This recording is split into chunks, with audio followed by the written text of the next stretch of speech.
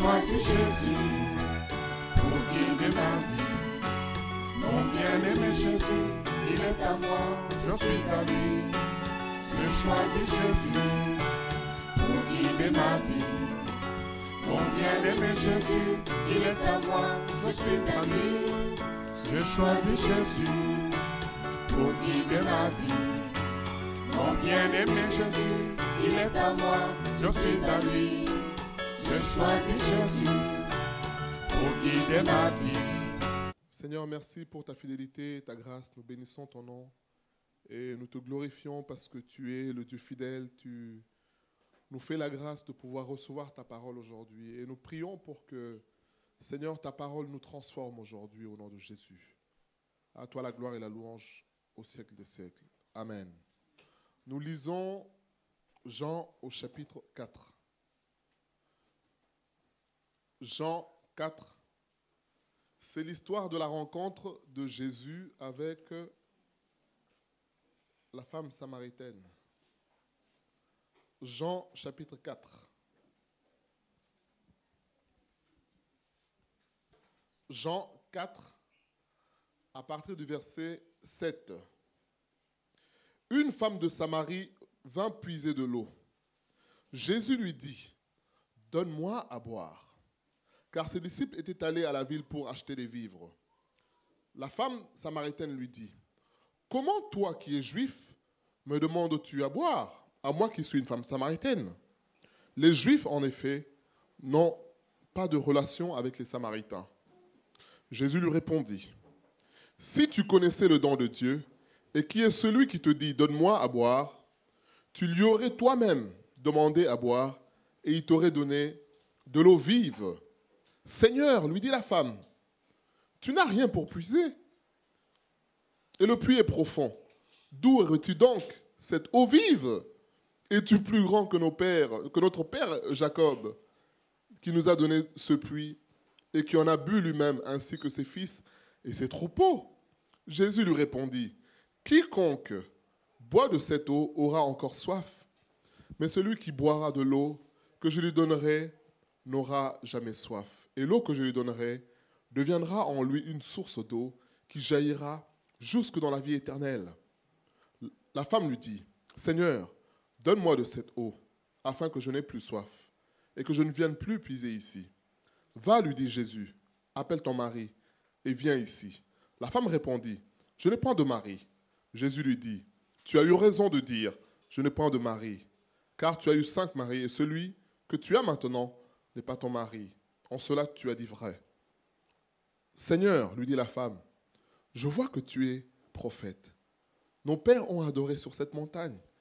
Et vous dites, vous, que le lieu où il faut adorer est à Jérusalem.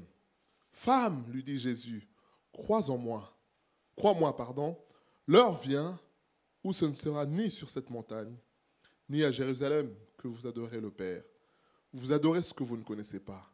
Nous adorons ce que nous connaissons, car le salut vient des Juifs. Mais l'heure vient, et elle est déjà venue, où les vrais adorateurs adoreront le Père en esprit et en vérité, car ce sont là les adorateurs que le Père demande. Dieu est esprit, et il faut que ceux qui l'adorent en esprit et en vérité. La femme lui dit, je sais que le Messie doit venir, celui qu'on appelle Christ. Quand il sera venu, il nous annoncera toutes choses. Jésus lui dit, je le suis, moi qui te parle. Voilà la parole du Seigneur. Cette femme est en discussion avec Jésus. Elle dit à Jésus, comment toi, qui es juif, tu viens me demander de l'eau? Parce qu'en réalité, il y avait comme un conflit, les Juifs de souche, parce que les Samaritains étaient des Juifs qui étaient mélangés, parce qu'il y avait 3 provinces à l'époque de Jésus, et c'est important de le savoir. Il y avait la province du nord, la province du centre et la province du sud. Donc, pour les lecteurs de la Bible, première question, la province du nord, comment s'appelait-elle? Celui qui a le micro peut répondre. Il y avait la Galilée au nord, et au centre, qu'est-ce qu'il y avait? À Samarie, après, il y avait la Judée. Il y avait la Judée, voilà. Et donc, la Galilée et la Samarie ont été mélangés. Donc, il y a des peuples étrangers qui se sont mélangés à cela. Voilà pourquoi on se rappelle, dans Jean 1, lorsque Philippe vient voir Nathanaël, il lui dit, on a rencontré le Messie. Qu'est-ce que Nathanaël répond à Philippe, lecteur de la Bible? Qu'est-ce que Nathanaël répond à Philippe? Il dit, oui. Voilà, c'est ça. Quelque chose de bon peut-il sortir de la Galilée? Parce qu'il est étonné, il se dit, mais c'est pas possible. Comment est-ce possible? Voilà. Donc, c'est-à-dire que dans leur conception à eux, le vrai juif, celui qui craint Dieu, c'est celui qui est de Judée, du sud, de la Judée, pardon. C'est celui-là le vrai. Les Samaritains et ceux du nord de la Galilée étaient considérés comme ceux qui étaient mélangés aux autres peuples, et donc ils n'étaient pas des vrais religieux. Et cette femme dit à Jésus, mais nous sommes Samaritains, vous êtes Juifs, mais comment tu peux me demander à moi à boire? Jésus lui dit, oh femme, si tu savais qui est celui qui te demande de l'eau, alors tu te précipiterais pour toi lui demander à boire. Et l'eau qu'il a à te donner, c'est une source intarissable. Qui fait quoi? Qui fait que quand tu bois de cette eau, tu n'as plus besoin de venir puiser encore une fois. Le thème de notre partage aujourd'hui, de notre étude, c'est quelle conception avons-nous de Dieu? Cette femme-là, je pense qu'elle aimait le Seigneur. Je pense qu'elle aimait Dieu. Je pense qu'elle avait une connaissance de Dieu. Mais elle avait aussi sa conception de comment Dieu est, comment Dieu va se révéler à elle. Alors quand Jésus vient lui parler, elle se dit, mais attends, mais toi qui es-tu? Pourquoi tu me parles comme ça? Déjà, on n'a rien à se dire entre nous. Mais Jésus lui dit, oh femme, tu te trompes.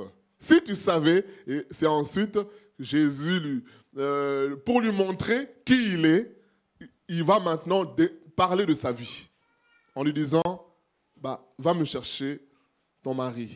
La femme dit, je n'ai pas de mari. Il dit, oui, en cela tu dis vrai. Parce que tu as eu 5 maris, et celui avec qui, donc le 6e homme avec qui tu es aujourd'hui, n'est pas ton mari. Alors la femme est surprise. Elle se dit, ah bon? Mais comment il peut connaître ma vie? Elle est étonnée. Et elle dit, mais vous dites qu'il faut adorer à la montagne, il faut... Jésus lui dit, oh femme, ce n'est pas une question d'un lieu ou d'un endroit. Dieu est esprit. Il est tellement grand qu'on ne peut pas le limiter à un endroit. Mais ceux qui doivent adorer ce Dieu-là, ils doivent le faire en esprit et en vérité. Cette femme avait une idée préconçue de Dieu. Cette femme avait la façon dont elle voyait, comme beaucoup ont des préjugés aussi, sur Dieu, sa façon de fonctionner, sa façon de faire. Voilà pourquoi Dieu, qui est infini, qui est tout-puissant, il va nous confondre dans notre façon de penser. Parce que je pense que si cette femme avait su rapidement qui était Jésus, elle n'aurait même pas perdu du temps. Mais de la même manière, comme cette femme-là discute avec le Seigneur, Jésus lui dit, donne-moi à boire, j'ai soif. Elle dit, oh. Et discute.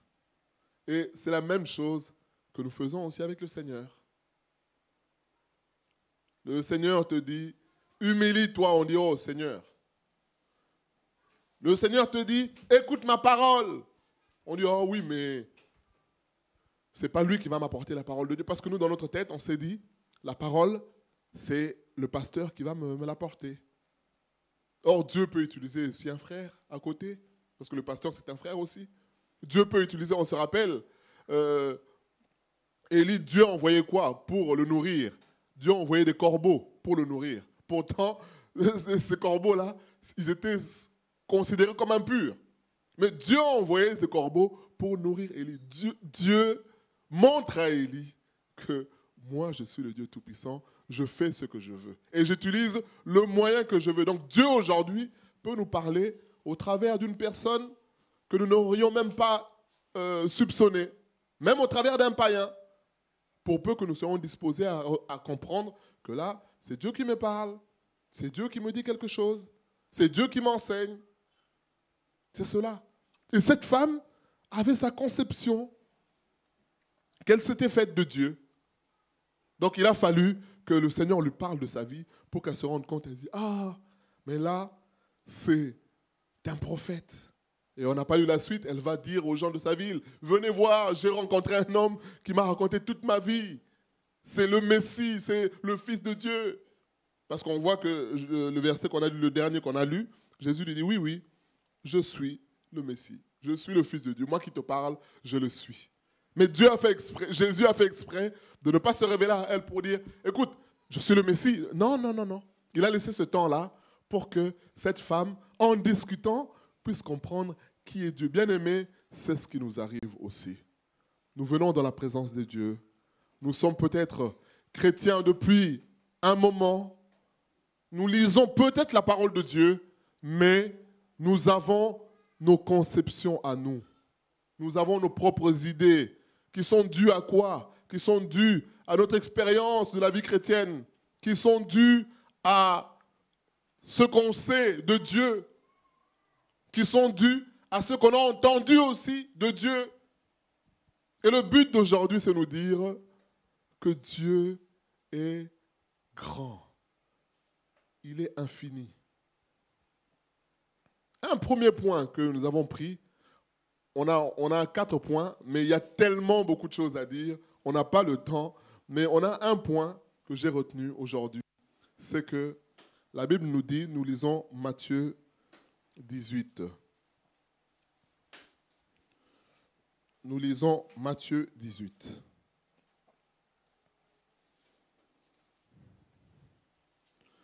Matthieu 18, 19 à 20.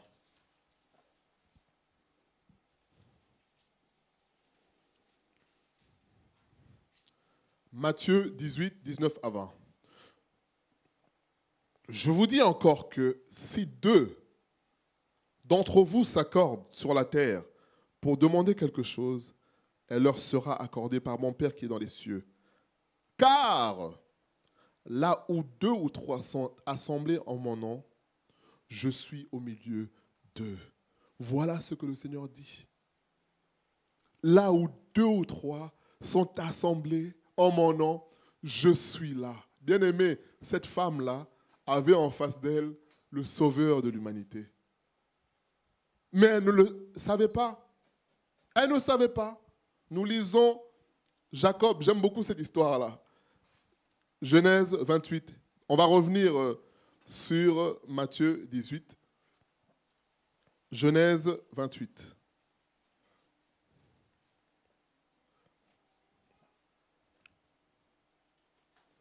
Genèse 28, verset 10, on peut commencer. Jacob partit de Beersheba et s'en alla à Charan. Il arriva dans un lieu où il passa la nuit, car le soleil était couché. Il y prit une pierre dont il fit son chevet, et il se coucha dans ce lieu-là. Il eut un songe, et voici, une échelle était appuyée sur la terre, et son sommet touchait le ciel. Et voici, les anges de Dieu montaient et descendaient par cette échelle. Et voici, l'Éternel se tenait au-dessus d'elle, et il dit, « Je suis l'Éternel, le Dieu d'Abraham, ton père, et le Dieu d'Isaac. La terre sur laquelle tu es couché, je la donnerai à toi et à ta postérité. Ta postérité sera comme la poussière de la terre, et tu t'étendras à l'Occident et à l'Orient, au septentrion et au midi. Et toutes les familles de la terre seront bénies en toi et en ta postérité. Voici, je suis avec toi, je te garderai partout où tu iras, et je te ramènerai dans ce pays, car je ne t'abandonnerai point, que je n'ai exécuté ce que je t'ai dit. » Verset 16, j'aime beaucoup ça. Jacob s'éveilla de son sommeil et il dit, « Certainement, l'Éternel est en ce lieu, et moi je ne le savais pas. » Il eut peur, verset 17, et dit, « Que ce lieu est redoutable. C'est ici la maison de Dieu, c'est ici la porte des cieux. » Et Jacob se leva de bon matin, il prit la pierre dont il avait fait son chevet, il la dressa pour monument, et y versa de l'huile sur son sommet. Il donna à ce lieu le nom de Bethel, mais la ville s'appelait auparavant Luz. Voilà ce qu'on nous dit. Jacob qui a eu une histoire avec Dieu, Jacob qui connaissait Dieu, on nous dit qu'il dormait, il a pris une pierre parce que le soleil s'est couché, il faisait nuit. Et pendant qu'il dormait, il a un songe, il a une vision et dans ce songe-là, il voit une échelle et il voit des anges qui montent et qui descendent. Et Dieu lui parle, il lui dit, je suis l'Éternel, je suis ton Dieu. J'accomplirai toutes les promesses, ta postérité sera bénie. Au verset 16, Jacob dit, l'Éternel était présent en ce lieu et moi je faisais quoi? Je ne le savais pas. Je ne le savais pas. La question c'est, quelle conception avons-nous de Dieu? Et au verset 17, on nous dit quoi? Quand Jacob a compris que l'Éternel était là, il a eu peur. Pourtant, Jacob, comme j'ai dit tout à l'heure, il avait une histoire avec Dieu. Il pensait peut-être connaître Dieu. Mais voilà que là, à cet instant-là, il se rend compte que Dieu est là où il est. Ben, il a peur. Il dresse un autel. Et là, il fait même un vœu. On n'a pas lu ça. Il fait un vœu à Dieu. C'est cela, bien-aimé. Mon premier point, c'est comprendre que Dieu est là. Là où on le cherche véritablement, Dieu est là. Matthieu 18, 20, 19 à 20 nous dit, là où 2 ou 3 sont réunis en mon nom, je suis présent. Maintenant, la question c'est, qu'est-ce que cela implique? Qu'est-ce que cela a comme conséquence pour nous, bien-aimés? De savoir que le Seigneur est présent. Donc, je donne la parole, je nous laisse la parole. Qu'est-ce que cela implique? Qu'est-ce que cela nous apporte de savoir que Dieu est là? Donc, la parole est libre. Oui, ici.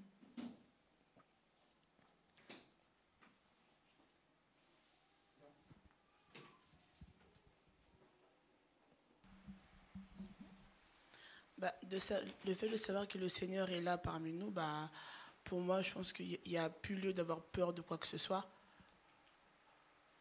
Il n'y a plus lieu d'avoir peur de quoi que ce soit. Oui. C'est tout? Oui, parce que je pense que l'essentiel, l'homme a tellement peur de beaucoup de choses dans la vie qu'en se disant que voilà, on a le Seigneur, on sait qu'il nous donne tout, on prie, même si ça ne vient pas tout de suite, on sait que demain ou après-demain, on aura ce qu'on a demandé, donc que le cœur soit à l'aise, quoi. Ok.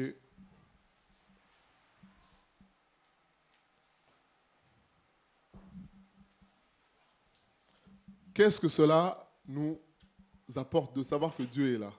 Oui. Un sentiment de paix. Un sentiment de paix, oui. De sérénité, de sécurité. D'accord. Est-ce qu'il y a une autre intervention?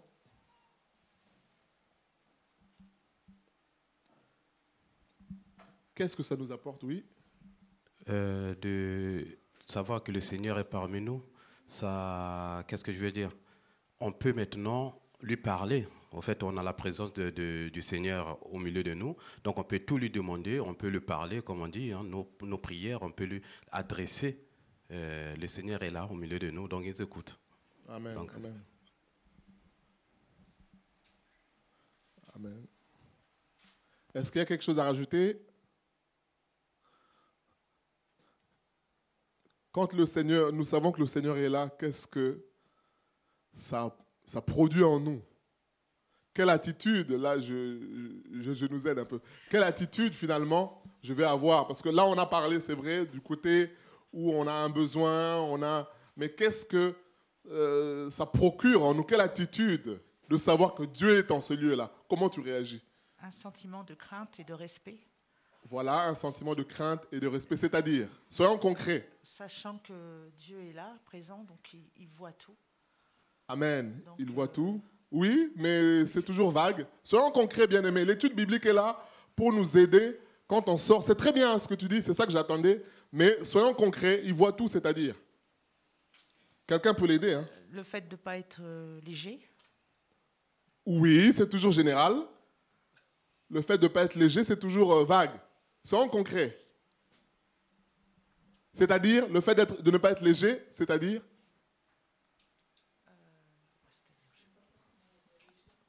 Avoir du respect, quoi. Enfin, je sais pas. La sagesse, oui. Non, là, nous sommes dans la philosophie. La sagesse, c'est vrai, tout ce qui est dit est bien, mais il faudrait que quand on sort d'ici, qu'on sorte avec des éléments concrets.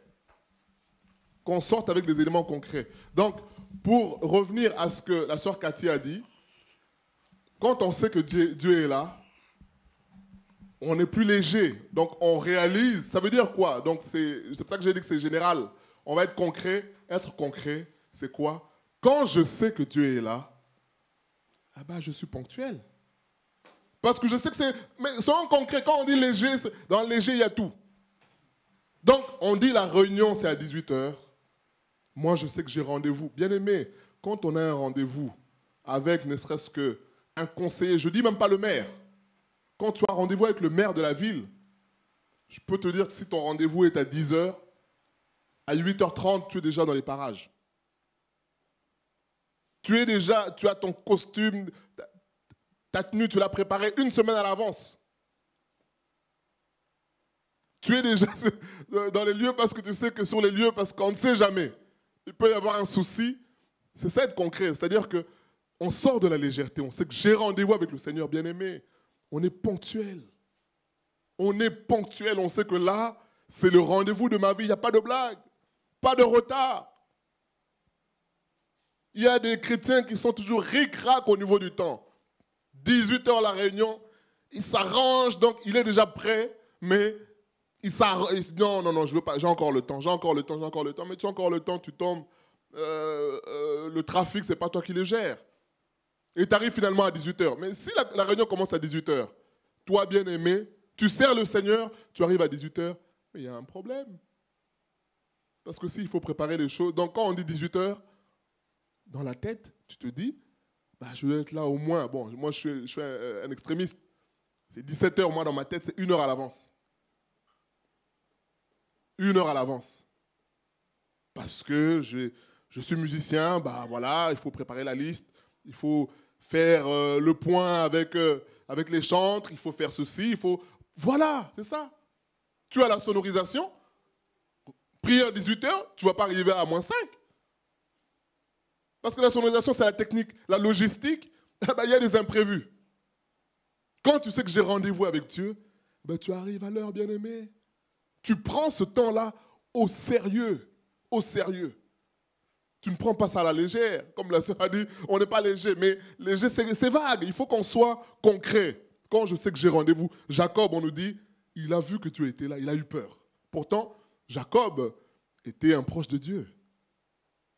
Jacob connaissait Dieu.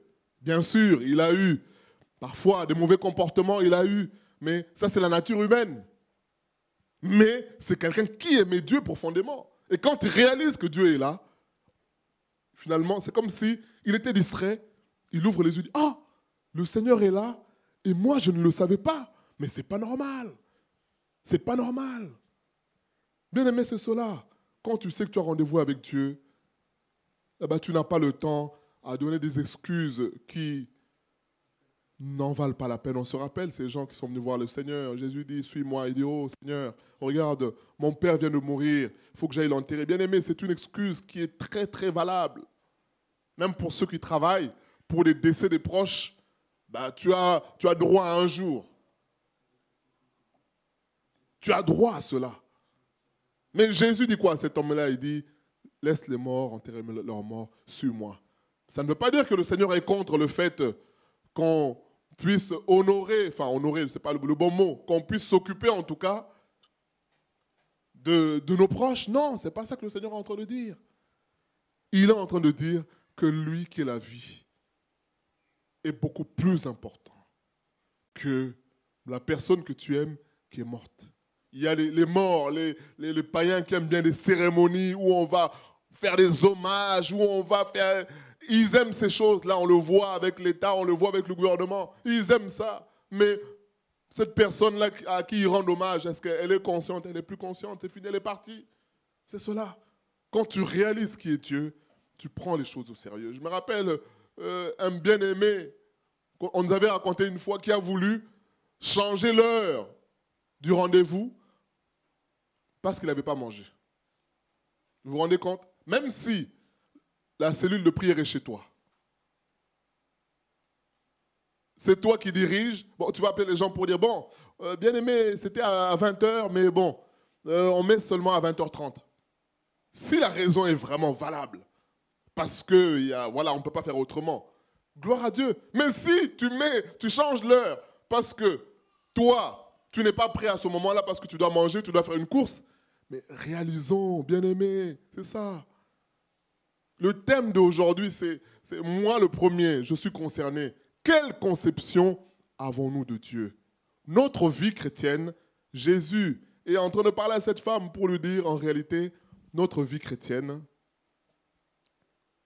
se voit aussi, enfin, la conception que nous avons de Dieu se manifeste dans notre vie. Voilà pourquoi Jésus a posé la question aux disciples. Que disent, dans Jean 16, que disent, Matthieu, 18, il dit, mais que disent des gens que je suis? Qui suis-je? Et finalement, il se rend compte que même les disciples qui étaient avec lui, ils ne savaient pas. Tu es un prophète, tu es Jean-Baptiste, tu es Élie, tu es ceci, tu es... Finalement, eux-mêmes, ils ne savaient pas. C'est cela. Et bien aimé, c'est comme ça que nous sommes aussi, quelquefois. On ne réalise pas que le Seigneur est présent. Quand on sait que le Seigneur est présent, notre attitude change. Sœur Chantal avait peut-être une... C'est bon? Voilà. Quand on réalise que le Seigneur est présent, bien aimé, on est sérieux dans sa présence. C'est cela.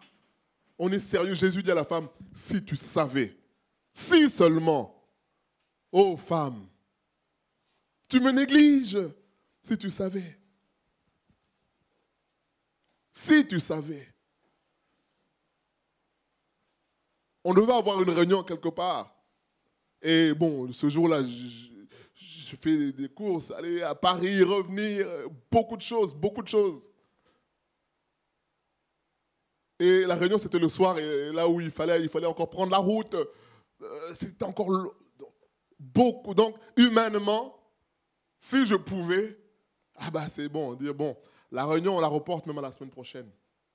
Et entre-temps, la personne chez qui on devait avoir réunion m'appelle, elle me dit, tiens, Jean-Luc, est-ce que, bon, j'ai eu telle personne qui doit venir, mais ils ont tous des empêchements, ils ne seront pas là finalement. Est-ce que ce n'est pas plus judicieux de reporter la réunion la semaine prochaine, d'annuler aujourd'hui, de reporter la semaine prochaine? Matthieu 18 m'est venu. Je me suis dit, non, le Seigneur dit, si 2 ou 3 sont réunis en mon nom, je suis là. J'ai dit, non, on ne peut pas annuler un rendez-vous parce que les gens ne seront pas là. Bien aimé, quand on comprend que le Seigneur est présent, on n'est plus dans une histoire de nombre. Combien de fois, moi le premier, nous tombons dans ce piège-là? Combien de fois? Combien de fois? Quand tu sais qu'à la réunion, il y aura 40 personnes, ah oui, voilà, mon enseignement ou mon exhortation, bon. Mais il y a des gens, ils savent qu'il y aura peut-être 3 personnes, ils changent le message. Parce qu'ils se disent, non, ce message-là, c'est pour dimanche.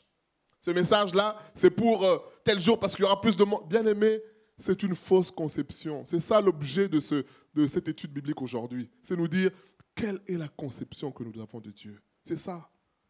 L'humain est comme ça. En fonction du nombre, il va adapter les choses. Ce qui fait qu'aujourd'hui, même des faux prédicateurs, quand on l'invite, il va vous demander, vous êtes combien? Pour savoir est-ce que ça vaut la peine. Et parfois, dans leur tête, ils ont déjà leur quota. Hein. Ils se disent, bon, en dessous de 100 personnes, je ne me déplace pas. Parce que j'ai atteint une stature. Mais voilà, ce sont des faux. Vous voyez que Jésus a pris le temps de parler à une femme. Elle était seule, il n'y avait pas de foule. Parce qu'on pourrait dire, oui, mais Jésus parlait à des foules. Non. Là, Jésus parle à une femme qui est seule. Mais il prend le temps de lui parler. D'échanger avec elle. C'est ça. Mais nous avons une fausse conception. Une conception qui est liée au nombre. Quand la sœur m'a appelé, la chair s'est dit, bon, c'est peut-être Dieu.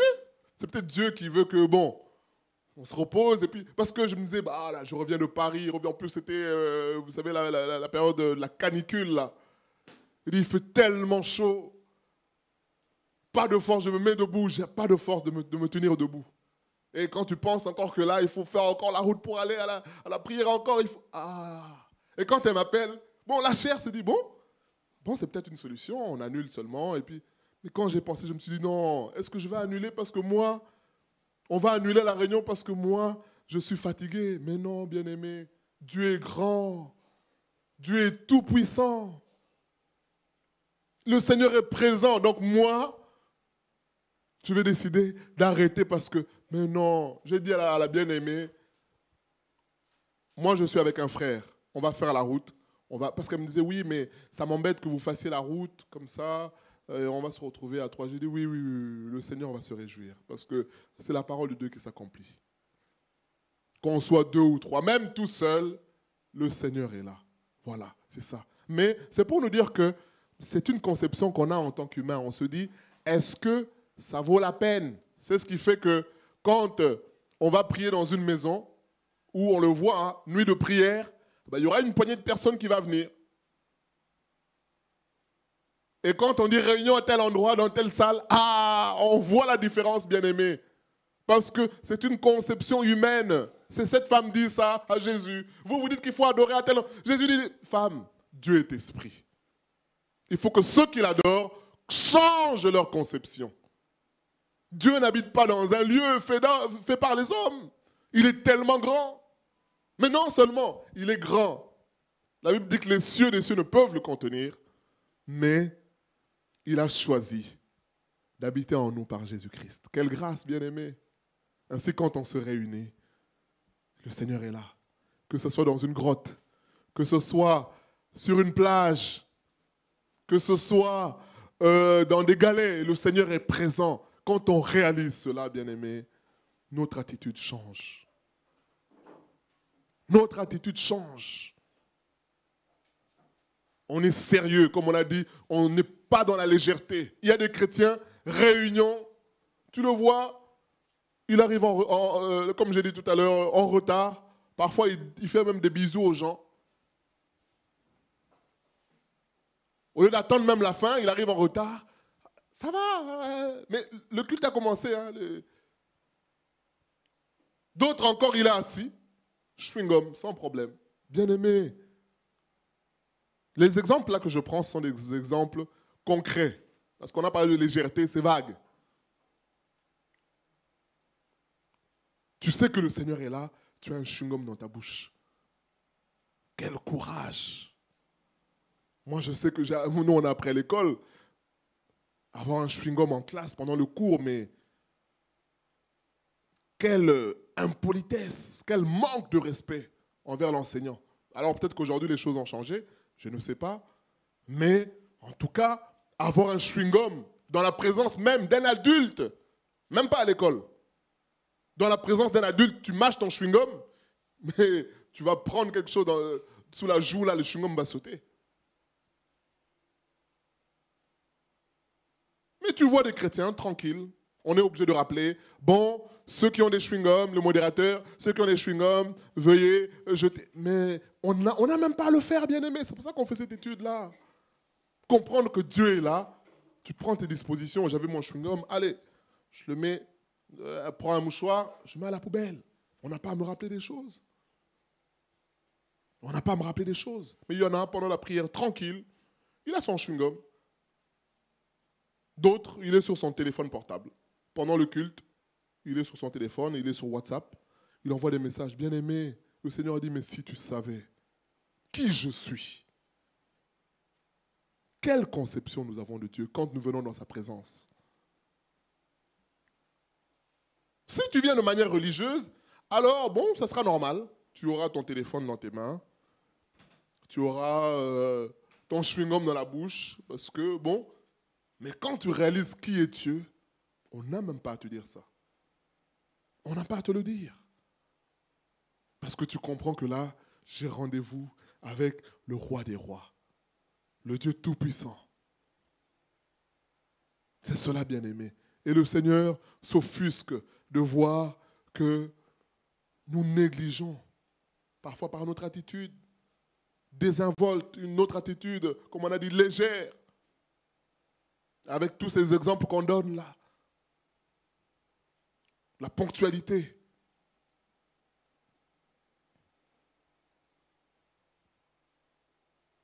Le fait de ne pas avoir un chewing-gum.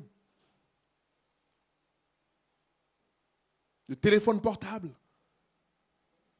D'aucuns dira, oui, mais le téléphone, je l'utilise, c'est ma Bible. Bien-aimé, tu peux tromper les humains, mais Dieu, tu ne le trompes pas. Et comme on nous a dit une fois, on n'invente pas de verset biblique pour dire que le portable est interdit pendant les cultes. Ah, loin de là. Mais, bien-aimé, nous savons tous aujourd'hui qu'on a des smartphones. Parfois, il y a des téléphones, dès que tu les déverrouilles, les pubs arrivent. Des messages qui étaient peut-être en veille arrivent. Donc, pendant que tu lis ta Bible, un message de tata. Tiens, un message de ma chérie. Message. Donc, ça fait la distraction. C'est vrai ou ce n'est pas vrai?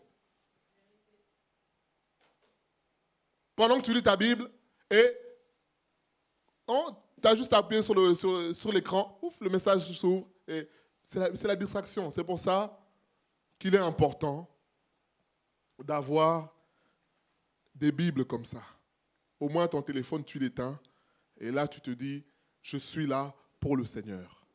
C'est pour ça que c'est important, bien-aimé. Il y a tous les formats, tu mets dans ton sac, et tu y vas partout, parce que l'autre dira, oui, mais le téléphone portable, c'est pratique. On peut l'emmener. Oui, il y a une intervention ici. La soeur Gaëlle.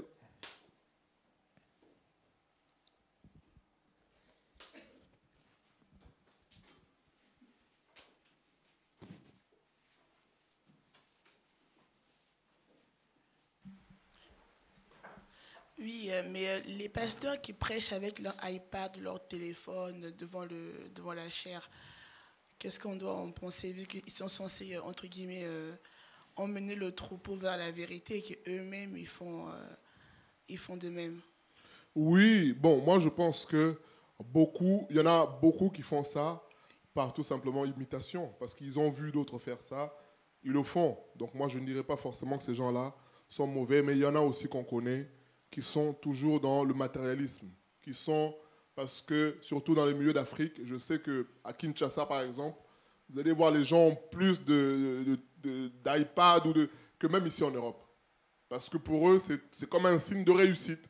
Mais tout ça, c'est lié à des enseignements tout simplement. C'est lié à des enseignements. Il y a des gens qui ont ça, qui manifestent tout simplement que bon, je suis quelqu'un. Pour eux, avoir une Bible comme ça, bon, c'est pour les petits. D'autres aussi disent, bon, c'est plus pratique parce que sur une page, j'ai plusieurs versions. J'ai français courant, j'ai Darby, j'ai Austère, j'ai oublié le nom, Chouraki. Voilà, donc j'ai toutes ces versions-là.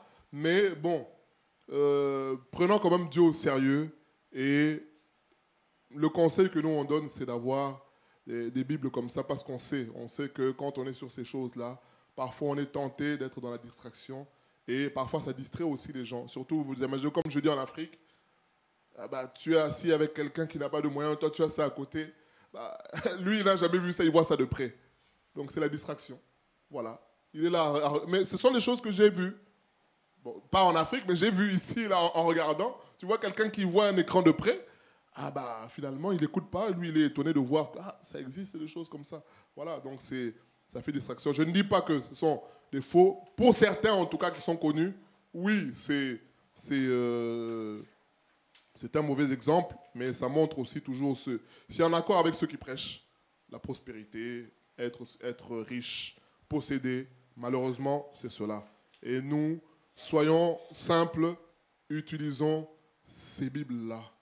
Cette Bible-là, avec des pages, ça va nous permettre de ne pas tomber dans la distraction où tu as ton téléphone, tu es là à voir. Parfois, tu l'as même, moi je conseille, même si tu as un sac, tu mets en mode avion, voilà, il n'y a pas de dérangement. Parce que même si tu mets en vibreur, ça va continuer à déranger.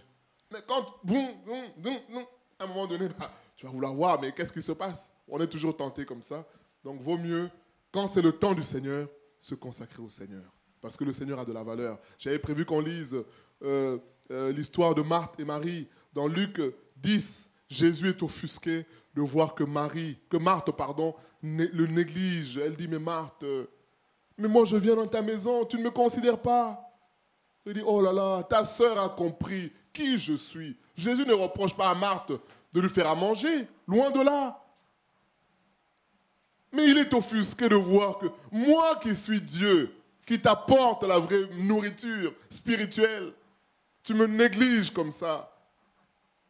C'est ça que le Seigneur nous dit, bien-aimé. Quand tu comprends que le Seigneur est présent à la réunion, alors tu prends les dispositions. Tu prends les dispositions. Tu es sérieux. Tu es à l'heure. Il y a des gens qui sont connus quoi qu'il arrive pour être en retard. Et souvent, j'en parle souvent, bien aimé. Quoi qu'il arrive, toujours en retard. Ça montre aussi, je ne juge pas pour dire non, mais ça peut démontrer que là, il y a un problème dans la considération avec Dieu. Comment considères-tu ton Dieu? C'est ça. Comment tu le considères? Parce que si tu considères que c'est vraiment l'Éternel, eh ben, tu seras sérieux aussi avec. Tu seras sérieux. Nous continuons s'il n'y a pas d'intervention. Oui, mais je n'ai pas fini. En fait, ce que j'allais dire, c'est que ceux qui sont, on va dire, vrais et qui utilisent quand même ces appareils-là, est-ce que c'est un manque d'enseignement qu'ils ont? Non, moi je pense que c'est par imitation qu'ils font ça. C'est pour ça que j'ai dit qu'il y en a qui font par imitation. Maintenant, c'est peut-être aussi un manque d'enseignement. Donc prions pour que ces gens-là viennent à la simplicité tout simplement. Prions pour que ces gens-là viennent à la simplicité. Et si on a l'occasion d'en parler, c'est ça aussi, être chrétien, c'est parler. Donc comme nous, on fait des rappels ici entre nous en disant, bon, on ne veut pas faire une règle, mais on dit, évitons, parce que toi, tu as ça, mais l'enfant qui te voit, moi, je me rappelle une fois, j'avais mon téléphone pendant le direct ici, et le téléphone, je l'avais pour voir si la connexion est bonne ou pas. Parce que je sais que quand je ne suis pas là, parfois je communique avec la vidéo pour dire « Ah, le son est trop fort. Ah, ça crache. Il y a ceci, il y a cela. » Ou « Ça ne marche pas. » Et ce jour-là, j'avais mon téléphone pour suivre aussi le direct, pour voir est-ce que ça marche bien, est-ce que j'étais assis là. Mais les enfants m'ont dit « Tiens, tonton Jean-Luc, tu as aussi ton téléphone pendant le culte. » Voilà. Ah, je me suis dit « Bon, quand c'est comme ça, ben, je ne prendrai plus le téléphone. » Parce que moi, je ne l'avais pas pour parler. Je l'avais pour voir est-ce que ça marche bien. Parce que par moment, ça bug, par moment, ça... Voilà. Donc, c'est-à-dire que toi, tu peux avoir le téléphone pour une bonne raison, mais ceux qui te voient, tu peux être une occasion de chute aussi pour eux parce qu'ils vont se dire « Ah, tiens, tel, il a son téléphone, donc nous aussi, on peut l'avoir. » Mais lui ne sait pas que toi, tu l'as pour des raisons techniques. Il ne le sait pas. Voilà, donc c'est pour nous dire, on doit penser aussi aux autres pour répondre à ta question. C'est-à-dire que toi, tu peux faire des choses comme ça, mais celui qui te voit, il va faire aussi par imitation, mais sans savoir que toi, quand tu l'as, c'est parce que tu travailles avec la technique pour dire non, l'image n'est pas bonne, ou alors le son n'est pas bon, ou alors ceci n'est pas bon. Voilà, donc c'est important de comprendre ça. Donc, quand on comprend, conclusion, que Dieu est la bien-aimée, on sort de la légèreté. Maintenant, on a dit en profondeur, ça veut dire quoi? On est ponctuel dans la présence de Dieu. On est ponctuel, on n'attend pas la dernière minute. On pense que, on va peut-être avoir besoin de moi pour telle ou telle chose. Quand je sais que le Seigneur est présent, ce n'est pas une question de nombre. Il y a des gens, quand il y a beaucoup de gens, oh, c'était formidable, il y avait la puissance de Dieu. Et quand on est 3, on tape des mains, il est triste. Bien-aimé, quelle est ta conception de Dieu? Quelle est ta conception? Il y a des gens qui vont en fonction du nombre de gens. Ah, telle cellule, il y a beaucoup de gens. Bon, moi, j'y vais aussi. Voilà. Or, le Seigneur Jésus dit, vous entendrez que le Seigneur est là. Il est là. N'y allez pas. Je suis là où vous êtes. Si vous me cherchez dans toute la vérité, c'est cela. Quand on prend conscience, j'aime beaucoup ce texte de Jacob. Jacob a eu peur. Il a dit, Dieu est là. Oh là là. Et on entre maintenant dans le deuxième point. Quand on réalise que Dieu est là, on réalise, que Dieu est saint. Saint, ça veut dire quoi? Saint, qu'est-ce que ça veut dire? Question. Et pendant ce temps, nous préparons Ésaïe chapitre 6. Ésaïe 6. Saint, qu'est-ce que ça veut dire? quelle conception avons-nous de Dieu? On a dit, Dieu est présent lorsqu'on s'est réunis dans la vérité et Dieu est saint. Qu'est-ce que ça veut dire? Ésaïe 6, oui, qu'est-ce que ça veut dire? Pour moi, saint signifie pur, irréprochable.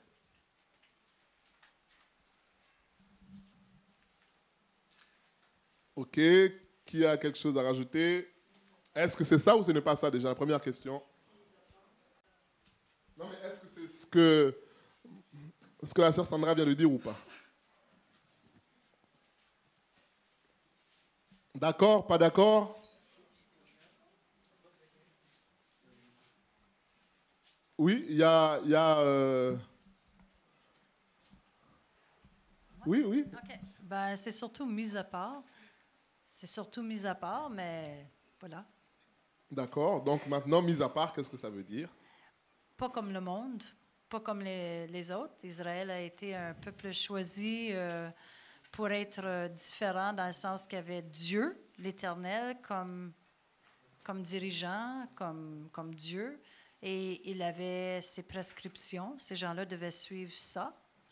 Et ces gens-là savaient qu'ils étaient pour être différents de tout le reste des peuples. Et ça les rendrait purs. Ça, D'accord, ok. Ok. Oui. Non, il y a aussi Sorgen.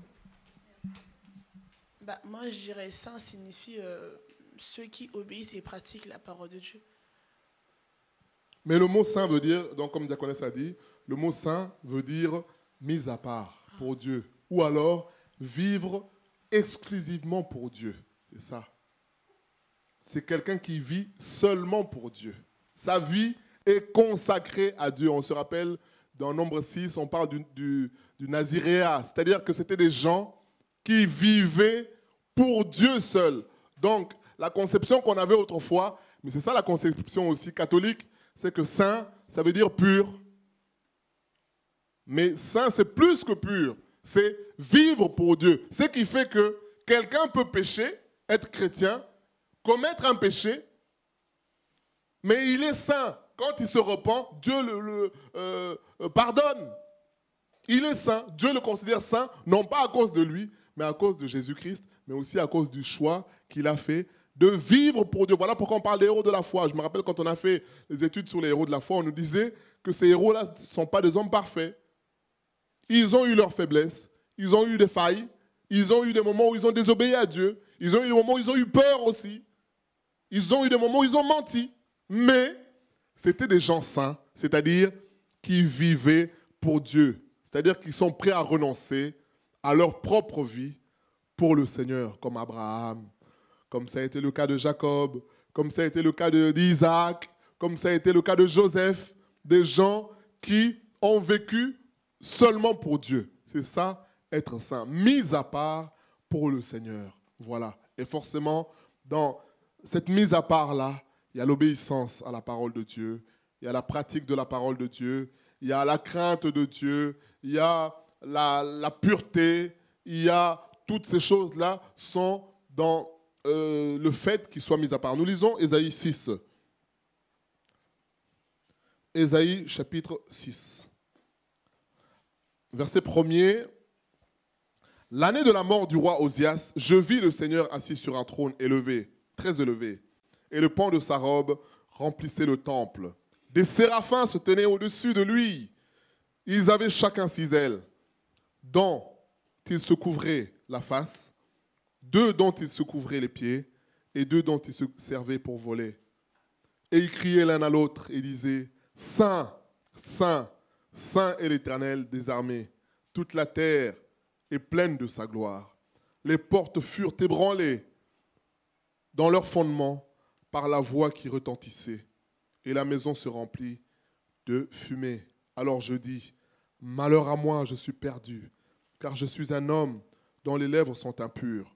J'habite au milieu d'un peuple dont les lèvres sont impures, et mes yeux ont vu le roi, l'Éternel des armées. » Amen. Voilà ce que nous dit la Bible. Voilà ce que nous dit le prophète Ésaïe. Il dit qu'il a vu le Seigneur, la gloire de Dieu. Il dit, malheur à moi, moi l'homme dont le cœur est mauvais. Il dit, oh là là, j'ai vu Dieu. Dieu qui est mis à part. Dieu qui est saint. Il y a un verset dans Habakkuk qui dit que Dieu est tellement pur que ses yeux ne peuvent regarder l'iniquité, fixer l'iniquité. Et Isaïe dit, je suis malheureux. Comment ai-je pu voir Dieu? Et c'est là que, au verset 6, un séraphin vient pour lui dire, écoute, nous te purifions. C'est ça. Quelle conception ai-je de Dieu? Je dois considérer que Dieu est saint. Je dois considérer que Dieu est saint. Nous lisons aussi Josué chapitre 5.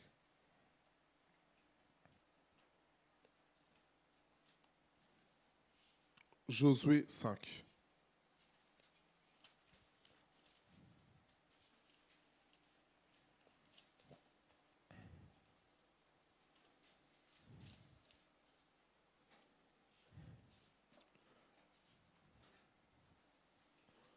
Josué 5. On peut commencer au verset 13 pour comprendre, jusqu'au verset 15. Comme Josué était près de Jéricho, il leva les yeux et regarda. Voici, un homme se tenait debout devant lui, son épée nue dans la main. Il alla vers lui et lui dit, « Es-tu des nôtres ou de nos ennemis ?» Il répondit, « Non, mais je suis le chef de l'armée de l'Éternel. J'arrive maintenant. » Josué tomba le visage contre terre, se prosterna et lui dit, « Qu'est-ce que mon Seigneur dit à son serviteur ?» Et le chef de l'armée de l'Éternel dit à Josué, « Ôte tes souliers de tes pieds, car le lieu sur lequel tu te tiens est saint. » Et Josué fit ainsi. Alors, on nous dit que Josué voit le chef de l'armée de l'Éternel. Josué vient vers lui pour lui dire, « Mais qui es-tu? Est-ce que tu es avec nous ou tu es contre nous ?» Le chef de l'armée de l'Éternel lui dit, « Je suis venu pour combattre avec vous, mais la terre sur laquelle tu te tiens est sainte. Alors, ôte les souliers de tes pieds. » Ôte les souliers de tes pieds. Maintenant, qu'est-ce que ça veut dire? Ça veut dire que Josué, pourquoi Dieu a choisi Josué pour succéder à Moïse?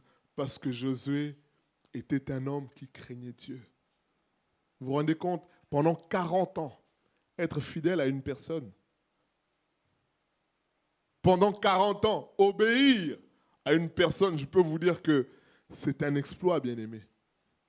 Être numéro 2 pendant 40 ans. On voit ce qui se passe en politique aujourd'hui.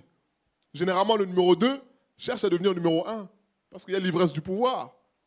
C'est le numéro 1 qui te met numéro 2, Premier ministre. Mais généralement, le Premier ministre va chercher, parce qu'on va lui dire, mais non, mais tu peux, hein, tu sais, tu as des capacités, hein, tu peux y arriver. Hein. Josué, pendant plus de 40 ans, reste fidèle, obéissant à Moïse, parce qu'il considère que Dieu utilise Moïse pour faire marcher le peuple d'Israël. Et là, cet homme-là, qui craint Dieu, qui est intègre, qui a la foi, l'homme lui dit, le chef de l'armée de l'Éternel lui dit, ôte tes souliers, car le lieu sur lequel tu te tiens est saint.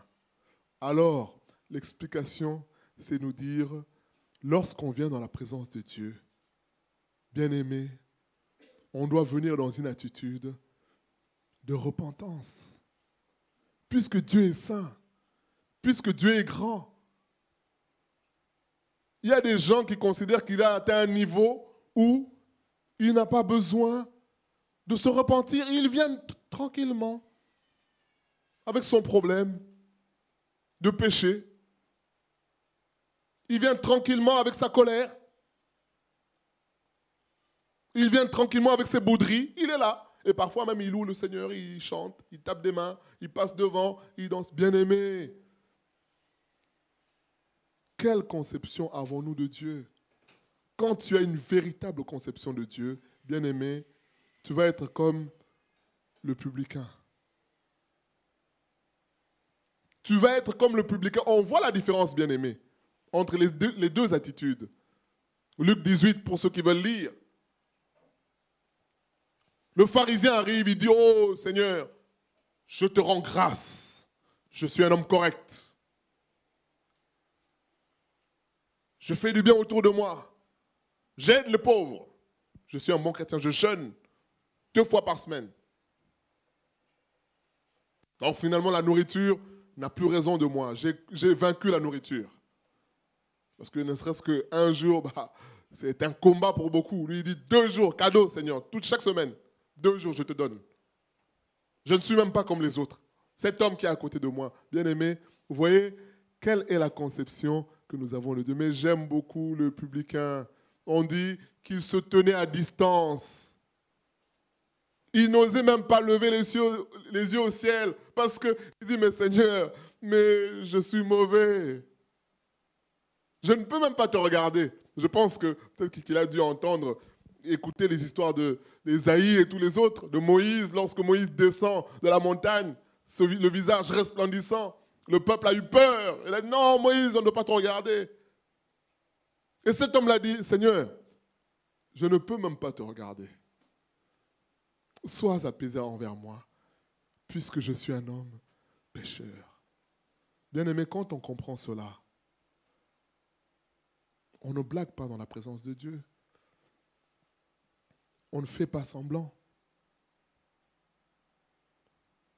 Tu sais que tu as la réunion et qu'au sortir de la réunion, tu vas aller régler tes comptes avec une personne. Dans ce cas-là, ne viens pas.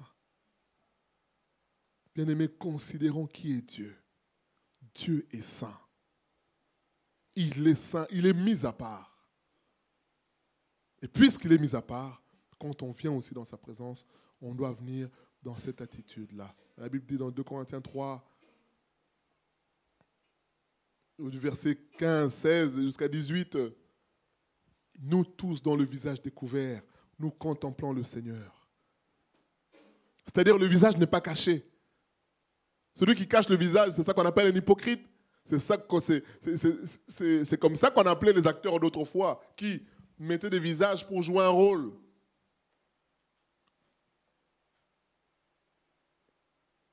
Et là, on nous dit, nous qui contemplons le Seigneur, le visage découvert. C'est-à-dire quoi? Nous sommes transparents. Parce que même si je cache quelque chose à un humain, Dieu voit tout. Dieu voit tout. Alors, je ne peux pas jouer un double jeu. Je peux jouer un double jeu devant les humains. Ils diront, ah oui, lui, il est bien. Lui, il est comme si, lui, il est sérieux. Mais c'est juste une apparence. Mais quand tu sais au fond de toi que tout ça est faux, tu es triste. Et je dirais même, quand les gens te complimentent, tu es encore plus triste. Tu es encore plus triste parce que tu sais que tout ça est faux. Les gens viennent te voir pour dire, oh là là là là, comment tu es sérieux? Oh là là, comment tu... Tu es encore plus triste parce que tu dis, ah là là, si vous saviez, tout ça n'est qu'apparence, tout ça est faux.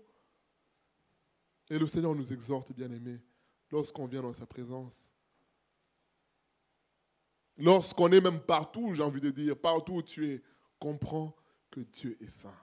Il est mis à part. Qu'on ne blague pas avec lui. On ne blague pas avec Dieu. On ne blague pas avec lui. Nous lisons Luc 7. On va aller vite parce qu'on n'a plus beaucoup de temps.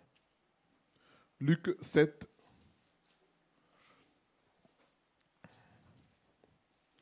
Luc 7, verset 1er. Après avoir achevé tous ces discours devant le peuple qu'il écoutait, Jésus entra dans Capernaum. Un centenier avait un serviteur auquel il était très attaché et qui se trouvait malade, sur le point de mourir. Ayant entendu parler de Jésus, il lui envoya quelques anciens des Juifs pour le prier de venir guérir son serviteur. Ils arrivèrent auprès de Jésus et lui adressèrent d'instantes supplications, disant, « Il mérite que tu lui accordes cela, car il aime notre nation. Et c'est lui qui a bâti notre synagogue. » Jésus, étant allé avec eux, n'était guère éloigné de la maison. Quand le centenier envoya des amis pour lui dire, « Seigneur, ne prends pas tant de peine, car je ne suis pas digne que tu entres sous mon toit. C'est aussi pour cela que je ne me suis pas cru digne d'aller en personne vers toi. Mais dis un mot et mon serviteur sera guéri. » Bien-aimé, Ce texte-là, il m'a toujours touché. Cet homme-là dit à Jésus, j'ai envoyé des gens auprès de toi. Pourquoi? Parce que moi, je ne suis pas digne d'entrer chez toi. Je ne suis pas digne que tu entres chez moi, parce que je suis un homme mauvais. Toi, tu es saint. Toi, tu vis pour Dieu. Toi, ta vie, tu la passes à proclamer les oracles de l'Éternel. Mais moi, je ne vis pas comme toi. Alors si tu entres chez moi, tu vas te salir, tu vas te souiller. Il dit, je ne suis pas digne. Voilà pourquoi j'ai envoyé des gens vers toi. Parce que je ne suis pas digne que tu entres chez moi. Bien-aimé, c'est ça la considération. Quand on craint Dieu, quand on est dans cette considération de Dieu, eh ben, on a aussi la révélation de ce que Dieu peut faire. Bien-aimé, c'est ça. On n'a pas lu le verset 8, qu'est-ce qu'il dit? Il dit, Maître, comme moi je suis un homme qui a des responsabilités, lorsque je dis à quelqu'un de faire quelque chose, il le fait. Alors, toi aussi, tu peux parler à distance, sans venir chez moi, sans te salir. Mon serviteur sera guéri. Bien-aimé, c'est cela. C'est cela. Beaucoup d'entre nous tournons en rond parce que nous négligeons la nature de Dieu, la sainteté de Dieu. On néglige cela. Un coup, on prie, le lendemain, on est en colère. Un coup, on prie pour la conversion d'un tel, de l'autre côté, on est en colère contre notre mari ou notre femme. Bien-aimé, c'est contradictoire. C'est contradictoire. Cet homme-là, est-ce qu'il a entendu les enseignements de Jésus? On ne sait pas. On ne le sait pas. On ne sait pas s'il a eu tous les détails, on ne sait pas. Mais il a eu la révélation de qui est le Seigneur. Il a dit, Maître, c'est même pas la peine que tu viennes chez moi. Je n'en suis pas digne. Je suis un homme mauvais. Pourquoi tu me ferais cet honneur de rentrer chez moi et en même temps te salir, toi? Non, ça n'en vaut pas la peine. Alors il suffit que tu parles. Bien-aimé, c'est cela. Comprenons qui est Dieu. Dieu est saint. Dieu est mis à part. Ayons ce respect-là pour Dieu. Ayons ce respect-là. Ayons ce respect quand on vient dans la présence de Dieu. Dans notre façon de parler, Exode 20. Exode 20.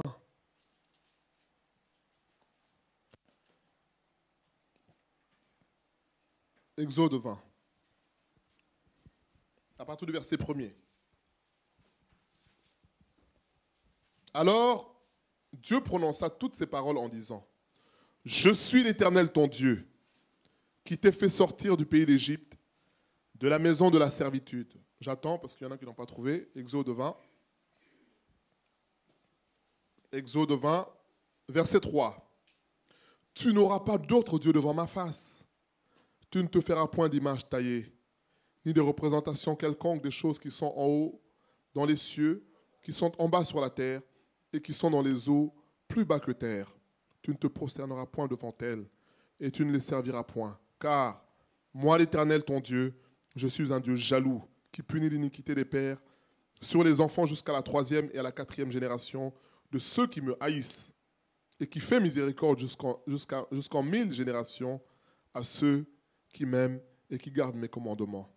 Tu ne prendras point le nom de l'Éternel, ton Dieu, en vain, car l'Éternel ne laissera point impuni celui qui prend son nom en vain. Verset 7.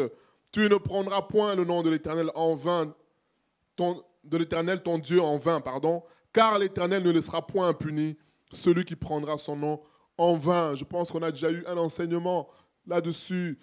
Tu ne prendras pas le nom de Dieu en vain. C'est-à-dire que tu ne vas pas parler de Dieu dans la légèreté. Bien-aimé, c'est cela. Dieu est saint. Dieu est saint. Tu ne peux pas mettre le nom de Dieu dans des choses impures. Dieu dit, car il ne laissera point impuni celui qui... C'est-à-dire quoi? Dieu dit, c'est-à-dire que tout péché a une conséquence. C'est la mort. Mais là, Dieu nous dit, si tu prends son nom en vain, lui-même, il te punit. Donc, en plus de la conséquence du péché qui est la mort, Dieu lui-même te punit. Bien-aimé, c'est grave. Tu ne prendras pas le nom de Dieu en vain. Je suis chrétien, mais en même temps, j'ai une double vie. Il y a des gens, surtout dans les pays africains, qui, le nom de Dieu est devenu même une expression. Ils se cognent. Ah, Jésus. Eh, mon Dieu. Eh, bien-aimé, non. Dieu dit non, tu ne prendras pas le nom de Dieu en vain. Quand tu parles de Jésus, c'est pour une raison sérieuse. Tu te cognes, tu as peur. Eh, Jésus. Non. Pour Dieu, c'est prendre son nom en vain. Il dit quand tu cites le nom de Jésus, Jésus, ça veut dire quoi? Dieu sauve. Le salut de l'Éternel, c'est ça. Ben, tu ne vas pas prendre ce nom-là comme ça, à la légère. Dieu dit, celui qui fait ça, je le punis. Bien-aimé, c'est ça la parole de Dieu. On doit réaliser cela. Je me dis chrétien, eh ben, je dois vivre selon ce que je dis. Vaut mieux encore, comme on nous dit souvent, on te demande, tu es chrétien, tu dis, ah, en tout cas, je sympathise. Après, tu peux expliquer dans les détails ce que ça veut dire. Mais dire oui, je suis chrétien. Mais tu es chrétien et le comportement ne va pas avec. C'est citer, c'est prendre le nom de Dieu en vain. Et Dieu dit qu'il ne laissera pas impuni celui qui fait cela. Parce que c'est grave pour lui. Vaut mieux être sincère et dire non. Moi, oui, ça m'intéresse, mais que Dieu m'aide. Voilà. Mais affirmer, dire, prendre ce nom-là. D'autres même utilisent le nom, ils demandent la prière, parfois pour faire des choses qui ne sont pas correctes. Ils disent, pasteur, est-ce que tu peux prier pour moi, pour ceci, pour le travail, pour les papiers, alors que dans le même temps, des déclarations fausses. Le CV, faux. Et en même temps, tu viens demander la prière. Bien-aimé, Dieu dit, tu ne resteras pas impuni. Dieu va te punir. Parfois, la punition, elle ne va pas venir là où tu l'attends. Les choses marchent, mais un jour, Dieu va te rappeler que, je n'ai pas oublié, bien-aimé, c'est ça. C'est ça, oui, intervention. Oui, j'ai deux questions concernant le verset 4 et 7. Concernant le verset 4, tu ne feras point d'image taillée, ni de représentation quelconque. Est-ce que le fait d'avoir, parce que voilà, c'est ce qu'on voit aujourd'hui, c'est la mode, une chaîne en croix ou des bouts d'oreilles en croix, est-ce que c'est une sorte de représentation que le Seigneur interdit ou c'est juste pour dire que voilà, je sais que Dieu est mort sur la croix. Dieu n'est pas mort. Enfin, pardon. Pardon. Ah. Oui, je t'écoute. Jésus a été crucifié sur la croix, donc cette croix, je peux le présenter parce que voilà, c'est l'œuvre qu'il a fait pour montrer, pour prendre tous mes péchés. Non, pour dire que Jésus est mort à la croix, on n'a pas besoin de mettre ces choses-là. Donc tu le dis tout simplement. Donc là, le Seigneur nous dit que tu ne feras pas de représentation. Bon, maintenant la croix, est-ce que c'est quelque chose qui est dans les cieux? Moi, ce que je dirais, c'est que on n'a pas besoin. Vaut mieux éviter toutes ces choses-là. Je sais que sur cette chair-là, il y avait une croix dessus. Ça pouvait porter à confusion. On l'a enlevé. Voilà. Donc nous, on sait que la croix, c'est l'œuvre que Jésus a fait pour nous. Voilà, il nous a sauvés. Maintenant, on n'a pas besoin d'avoir toutes ces représentations-là. Ça n'a aucune utilité. C'est de parler de Jésus, de ce qu'il a fait à la croix, qui est plus important pour nous aujourd'hui. D'accord, donc en gros, mettre une croix n'est pas spécialement un péché en soi, vu que ce n'est pas quelque chose qui est représenté dans les cieux. Moi, je déconseille. Je déconseille cela. D'accord. Et pour le verset 7, tu ne prendras point le nom de l'Éternel ton Dieu en vain. Mis à part ce que tu as dit, est-ce que le fait de, par exemple, quand deux fois on parle, oh mon Dieu, c'est trop bien, oh mon Dieu, ceci, oh mon Dieu, cela. C'est prendre le nom de Dieu en vain. C'est en vain. Ou de jurer. C'est en vain. C'est prendre le nom de Dieu en vain. Et Dieu refuse cela, il est contre cela. Voilà. C'est la légèreté. C'est la légèreté. Donc c'est clair, hein, on nous dit, quand tu cites le nom de Dieu, c'est parce qu'il y a un objectif, il y a un projet. Mais que ça devienne une exclamation, oh mon Dieu, mais parce que même les païens aussi disent ça. Oh my God, sur les Américains. Parfois les jeunes Français là, qui suivent, moi je vois au travail là, comment les anges, la télé-réalité, je ne sais pas comment ça s'appelle, là, les anges à Miami ou je ne sais pas où là. Et, voilà, tout le temps, tu parles avec, oh my God, je dis, ça veut dire quoi? Je ne sais pas, non, c'est ça. Non, Dieu est contre cela.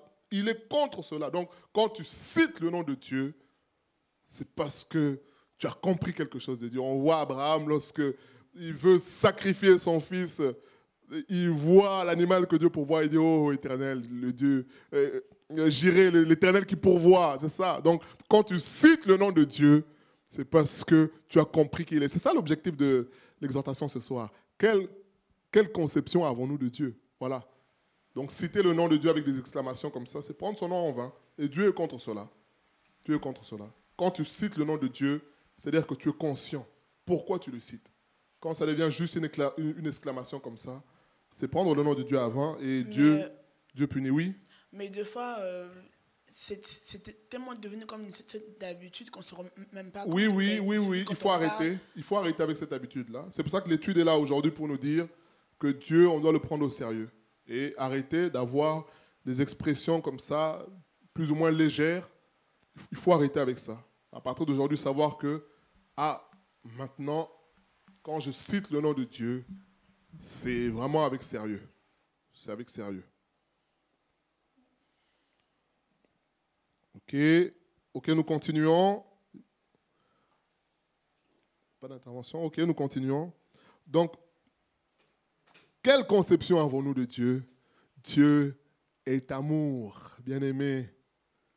Dieu est amour. C'est important pour nous de comprendre cela. Nous lisons 1 Jean 4. Celui qui a le micro, il peut nous lire, verset 8. Celui qui a le micro, 1 Jean 4.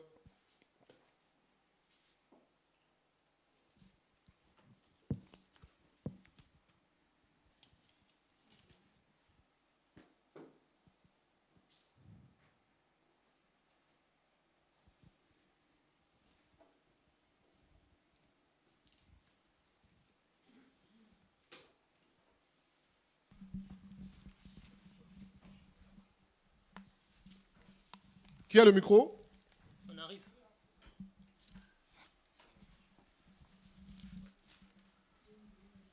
Oui, 1 Jean 4. 8.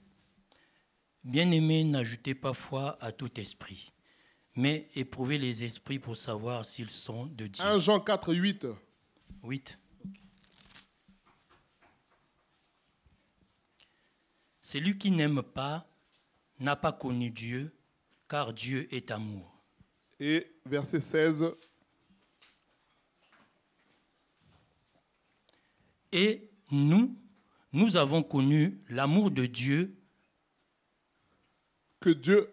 Non, et nous avons connu l'amour que Dieu a pour nous et nous y avons cru.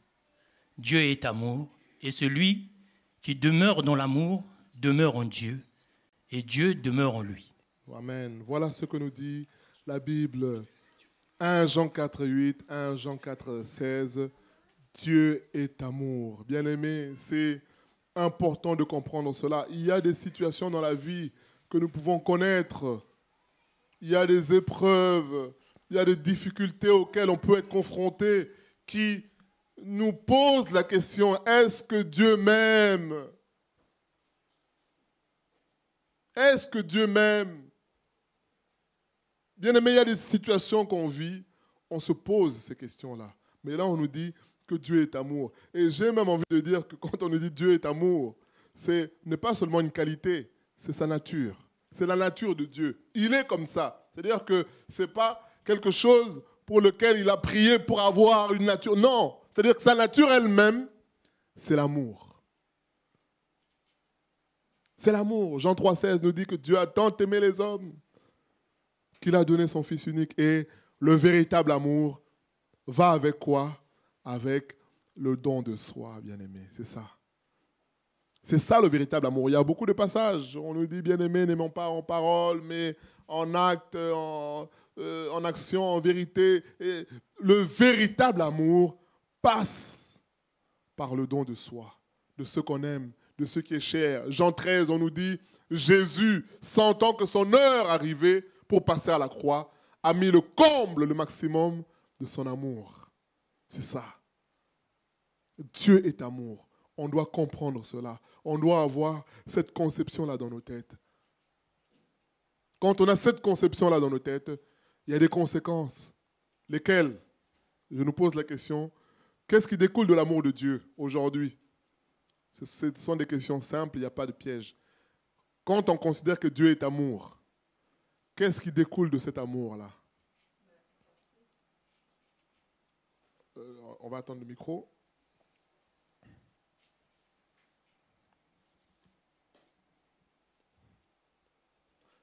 Oui, il y a la sœur Gaëlle.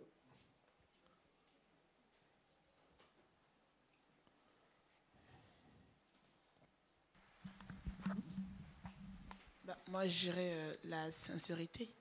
On est sincères les uns envers les autres, normalement. D'accord. Ok. D'accord. Qu'est-ce qui découle de cet amour-là? Asia veut dire quelque chose?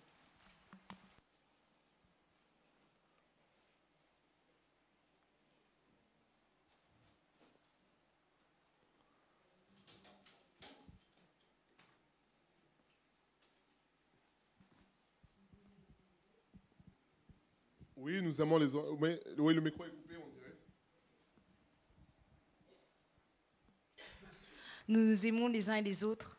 D'accord, ok, nous aimons les uns les autres. Oui.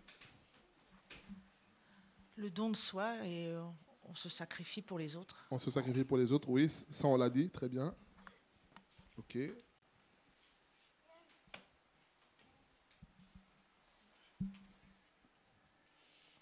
On a envie de lui ressembler, de porter de l'amour aussi.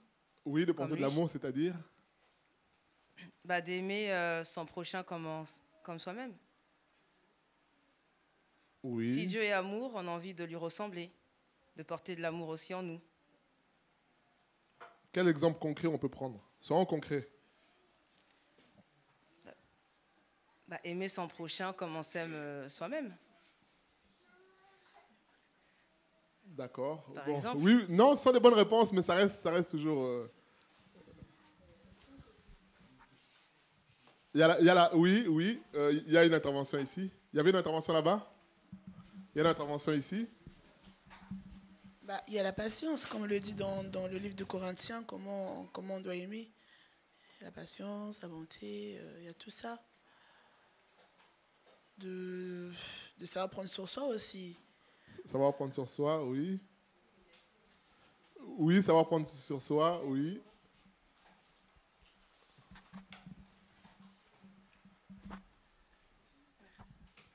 Le fait qu'on sache que Dieu il est amour, ça fait qu'on a confiance en lui, on sait que chaque chose que là où il nous emmènera, ce sera toujours bon, donc on aura confiance en fait. D'accord, ok. Donc toutes les réponses sont des bonnes réponses. Moi, ce que j'ai mis ici, c'est que savoir que Dieu est amour, c'est là qu'on comprend réellement d'où vient la grâce de Dieu. C'est-à-dire que nous sommes sauvés, la Bible dit dans Éphésiens 2, que nous sommes sauvés comment? Nous sommes sauvés par... Voilà. Et la grâce, c'est quoi? C'est quoi la grâce? Définition. J'ai pas... Oui, mais là c'est dans la foule, là, on ne sait pas qui a dit. C'est comment? La grâce, c'est quoi? Un don gratuit. Oui, ça en fait partie. Voilà, c'est ça. La grâce, c'est une faveur imméritée. C'est-à-dire qu'on n'a rien fait pour avoir cela. C'est ça, une des manifestations de l'amour de Dieu, c'est la grâce. Et c'est le texte qu'on a lu dimanche, il y a 2 semaines, sur Matthieu 21, la parabole des ouvriers. C'est ça. C'est-à-dire qu'il y a un groupe qui a travaillé le matin, l'autre à midi, l'autre à 15h, l'autre à 18h, mais finalement, ils ont tous le même salaire. Et les autres, de la première heure, sont en colère. Ils disent, mais maître, comment ça se fait que nous, on a travaillé sous le soleil, on a souffert, on a le même salaire que les autres? Le maître dit, mais pourquoi tu vois d'un mauvais œil que je sois bon? Je fais ce que je veux avec mes biens, parce que je suis bon. Et même si vous avez travaillé avant, forcément vous avez travaillé plus, moi j'estime que, comme on s'était entendu, 1 denier chacun, je vous donne tous le même salaire, c'est ça. Savoir que Dieu est amour, on comprend réellement ce qu'est la grâce de Dieu. Bien-aimés, combien de chrétiens méprisent la grâce? On veut vivre par nos forces. J'ai péché aujourd'hui, je suis en colère, non pas parce que j'ai offensé Dieu, mais je suis en colère parce que j'ai péché encore. Or, la Bible nous dit dans Hébreux 4, 16, approchons-nous. Comment? Avec assurance, bien-aimés, du trône de la grâce, afin d'obtenir miséricorde et d'être secourus dans nos besoins. Donc, on peut s'approcher du Seigneur. On peut s'approcher de l'amour de Dieu librement, parce qu'il nous fait grâce. Il ne nous considère pas selon le péché qu'on a commis, mais il nous considère selon l'œuvre de la croix, Jésus-Christ à la croix. C'est ça. Bien-aimé, quand on a compris cela, on a tout compris, bien-aimé. On a tout compris. L'amour de Dieu se manifeste comment? Par la miséricorde qu'il nous fait. Il nous pardonne. Il nous pardonne. Quelle que soit la faute qu'on a commise, eh bien, lui, il nous pardonne. Oh, perfect redemption, the purchase of blood, to every believer, the promise of God, the vilest of founder who truly believe. Donc, on nous dit le plus vil des pécheurs, l'homme le plus méchant, le plus, que je ne sais pas comment dire, mais quand il vient à Jésus, il est pardonné. Bien-aimé, c'est tellement beau. C'est tellement beau. Quand on comprend ça, bien-aimé, on peut comprendre, on peut accepter la parole qui nous dit « on te tape sur une joue, dans l'autre ». On comprend cela. Mais on a du mal à croire, à accepter cela, parce qu'on est dans une logique d'un Dieu qui est un père fouettard. Un Dieu qui cherche nos fautes, nos péchés pour dire « voilà, tu as fait ceci, voilà, tu as fait cela ». On a cité tout à l'heure, Luc 18, le publicain. Il dit à Dieu, non, Seigneur, je sais que je suis un homme mauvais, mais je crois quand même que tu peux me faire grâce. C'est cela. Quand on comprend que Dieu est amour, on bénéficie pleinement de la grâce de Dieu. Il y a des gens qui sont chrétiens, mais qui ne sont pas dans la grâce. Ils sont dans les œuvres. Ils cherchent comment faire pour plaire à Dieu. On se rappelle dans Luc 15, le fils aîné qui vient voir son père en colère pour dire, mais comment ça se fait que moi, je suis avec toi tous les jours, j'obéis à ta parole, à tout ce que tu me dis, en même, je suis resté fidèle. Le père a dit, oh mon enfant, mais si tu savais que ce qui m'appartient t'appartient. Bien aimé, le thème aujourd'hui, c'est quelle conception avons-nous de Dieu? Vous voyez que ce fils aîné-là, il vivait avec son père, mais il ne savait pas comment penser son père. Beaucoup de chrétiens sont comme ça. Ils vivent avec Dieu, mais ils sont frustrés, ils sont dans la colère. Ils sont là, mais par dépit. Dieu bénit un tel, Dieu bénit un tel, Dieu bénit un tel. Lui, au fond de lui, c'est toujours les autres. Ça amène quoi? La jalousie. Ça amène des rancœurs. Ça amène la colère aussi, forcément, parce que celui pour qui tu as des mauvais sentiments vient, il passe devant toi. Et tu vas dire, il m'a nargué, mais alors qu'il ne t'a même pas nargué. Mais voilà, c'est ça. Et le fils aîné était comme ça. Mauvaise conception. Son père lui dit, mais mon fils, depuis tout ce temps, je suis avec toi. Tu n'as pas compris que ce qui m'appartient t'appartient, il suffit de me demander, c'est tout, c'est tout. Il suffit de prier. On tourne en rond, on fait des discours devant Dieu. Oh Seigneur, le Dieu des grâces, oh le Tout-Puissant, oh Éternel Jireh, oh. On fait des discours, on passe par 4 chemins, alors qu'on peut aller librement, directement pour dire Seigneur, voilà, j'ai tel besoin. C'est tout, c'est simple. Bien-aimé, Dieu est amour. Dieu aime tous les hommes. Et la preuve de son amour, c'est qu'il a donné Jésus. C'est cela. C'est cela. L'amour de Dieu est grand. Comme on a chanté tout à l'heure, l'amour de Dieu de loin surpasse ce qu'on peut dire. Un cœur, c'est ça. L'amour de Dieu est tellement grand que l'homme ne peut pas le saisir. L'amour de Dieu est éternel. L'amour de Dieu est infini. Les gens dans ce monde peuvent manifester de l'amour, mais c'est un amour qui a des limites. C'est-à-dire que quand tu dépasses la limite, on va te dire, c'est trop, là c'est bon, là, c'est trop. Mais l'amour de Dieu, lui, il est infini, il déborde. Puisque Dieu est infini, tout ce qui émane de lui est infini. Son amour aussi est infini. Voilà pourquoi le deuxième couplet dit « Tendez la plume à tous les hommes, que chacun soit écrivain, que le ciel soit comme une feuille, un parchemin sur lequel... » Parce qu'il y a de la place pour tout le monde, pour écrire, raconter combien l'amour de Dieu est grand. C'est ça que cette chanson-là dit. L'amour de Dieu est grand, bien-aimé. Réalisons cela. Peut-être qu'on est comme le fils aîné, on est aigri, on est chrétien, mais avec des blessures dans le cœur. Le Seigneur nous dit, comme ce père a dit, mais si tu savais que tout ce qui m'appartient t'appartient. Il suffit de demander, au lieu de t'énerver. Voilà pourquoi Philippiens 4,6 nous dit, ne vous inquiétez de rien, mais en toute chose, faites connaître, dites à Dieu vos besoins. Priez, faites des supplications, des actions de grâce, dire Seigneur merci, merci Seigneur. C'est tout.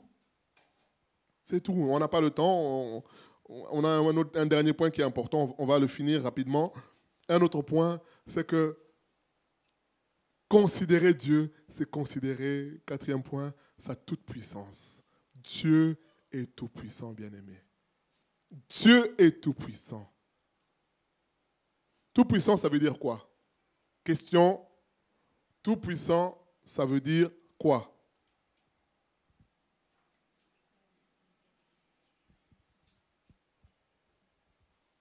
Quand on dit, je pense que tous ici, nous savons que Dieu est tout-puissant. Il ne faut pas se cacher, sinon on va désigner les personnes.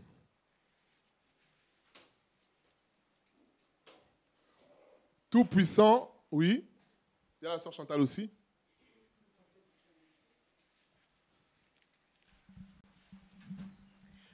Ça veut dire que rien n'est impossible à Dieu? Rien n'est impossible à Dieu, oui. Donc, c'est-à-dire qu'il peut tout faire.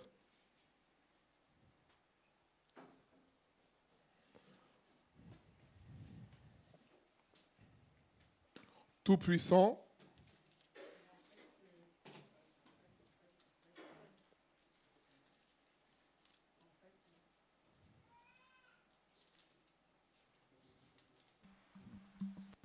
En fait, tu viens de dire ce que je voulais dire. Moi, je voulais dire il est souverain. Il est souverain, c'est ça. Ok, on va avancer rapidement. Donc, tout-puissant, je crois que c'est Marjorie qui a répondu. Donc, il peut tout faire, il est capable de tout. Tout-puissant, c'est aussi, il a une puissance illimitée. Comme on a dit tout à l'heure dans son amour, Dieu a un amour illimité. Pourquoi? Parce que lui-même, il est illimité, il est éternel. Et c'est ça qui fait la différence entre Dieu et les hommes. Un homme peut être tout-puissant, fort. Il peut être grand, il peut être tout ce qu'on veut. Mais un jour, la mort aura raison de lui. Il va mourir un jour. Tu peux être président le plus fort, le plus grand, mais un jour, tu vas mourir. Finalement, ta puissance s'arrête un jour. La maladie va frapper et ta puissance s'arrête. Ou alors, tu es président, mais ta puissance s'arrête au bout de 5 ans, quand le mandat se termine. Voilà. Et on te dira, ah tiens, c'est l'ex-président, c'est l'ex-directeur, c'est l'ex-patron, c'est ça. Or, on nous dit que Dieu, lui, il est tout puissant. Lisons rapidement Genèse 17. Dieu parle de lui-même. Genèse 17. Genèse 17.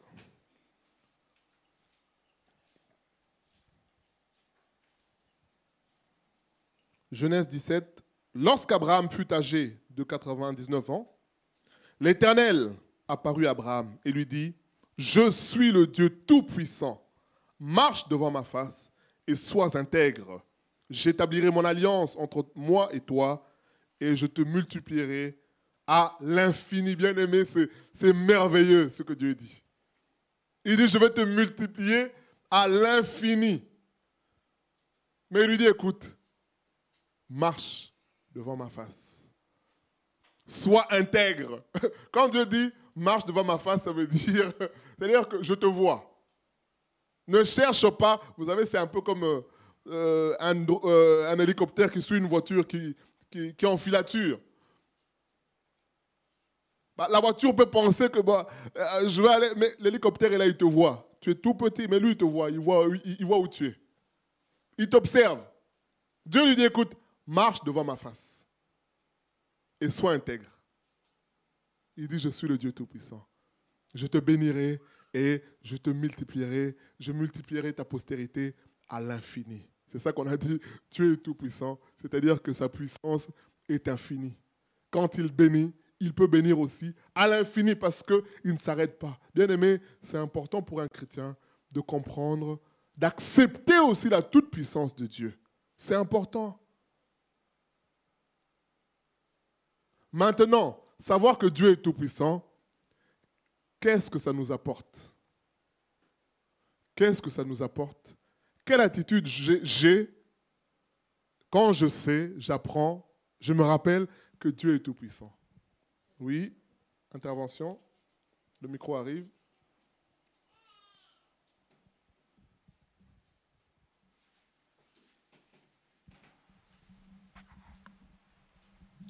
Ça nous donne la foi. Ça nous donne la foi. La foi, c'est quoi? Alors, c'est croire en les choses qu'on ne voit pas, enfin s'attendre à... Non, définition simple, tout simplement. La foi, c'est... c'est croire en... C'est croire en Dieu, c'est avoir confiance en Dieu, tout simplement, c'est ça. Quand tu sais que Dieu est tout-puissant, tu as confiance en Dieu. C'est-à-dire que tu vas vivre un événement qui, humainement, est un échec, mais tu es en paix parce que tu te dis, bon, de toutes les façons, si ça s'est passé comme ça, c'est parce que Dieu l'a voulu ainsi. Voilà. Je suis tranquille. On se rappelle dans Luc 5, lorsque Pierre et ses amis font la pêche, ils rentrent, ils reviennent, ils commencent à laver les filets pour les ranger. Le Seigneur arrive, il dit, Pierre, avance, en eau profonde, jette ton filet. Pierre lui dit, mais Seigneur, mais attends, nous on est des professionnels de la pêche, on a travaillé toute la nuit. Comment tu peux venir nous dire de jeter le filet et d'avoir des poissons? Nous, on connaît la mer plus que toi, Seigneur. Et finalement, quand ils ont obéi, Pierre dit à Jésus, il dit, sur ta parole, parce que c'est toi qui dis, alors nous allons obéir. Et qu'est-ce qui se passe?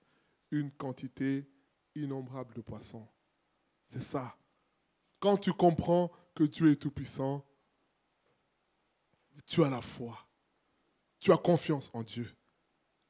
Une autre conséquence, rapidement, qu'est-ce que ça nous apporte lorsqu'on sait que je sais que Dieu est tout-puissant?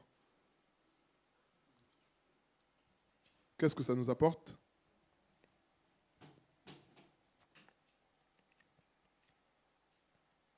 En rapport, je vais aller, comme il n'y a pas de temps, en rapport avec Luc 18. Je donne des indices. Oui, en rapport avec Luc 18, de savoir que Dieu est tout-puissant.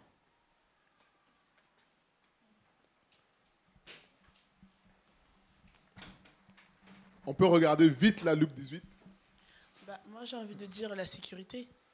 En rapport avec Luc 18? Ouais, parce que là, il est... malgré le fait, parce que là, le Seigneur lui dit, sois apaisé envers... Non, le pécheur lui dit, oh Dieu, sois apaisé envers moi, qui suis pécheur. Mais je ne parle pas de ce passage-là. De quel passage? Je parle d'un autre passage. T'es nul, hein? Je parle d'un autre passage. Mais dans Luc 18, ce sont des passages bien aimés qu'il faut connaître. Quand on parle de la prière, Voilà, Jésus nous dit, on donne cette parabole-là pour nous montrer qu'il faut prier et ne point se relâcher. C'est ça. Quand je sais que Dieu est tout-puissant, je prie. Je ne me relâche pas. Parce que mes yeux vont me montrer le contraire. Mais moi, je sais que Dieu a le dernier mot. Bien aimé, c'est ça. C'est pour ça qu'on a fait ce temps-là, pour qu'on ne soit pas juste théorique. Qu'on sache que, comme Dieu est tout-puissant, alors... qu'est-ce qui peut être impossible à Dieu? Qu'est-ce qui est impossible? Et dans Luc 18, le Seigneur nous dit, si ce juge qui est méchant a pu faire justice, a été favorable à cette femme, à combien plus forte raison notre Père qui est dans les cieux? À combien plus forte raison? Donc le chrétien doit vivre tous les jours avec cette réalité dans la tête que Dieu est tout-puissant. Voilà pourquoi j'aime beaucoup Luc, l'histoire de cet homme qui vient voir Jésus. Il dit à Jésus, dans Luc 5, 12, il dit à Jésus, Maître, le lépreux, il dit, Maître, si tu veux, tu peux me rendre pur. Jésus le regarde, il dit, ah bon? Si je veux, C'est ça. Il ne dit pas si tu peux.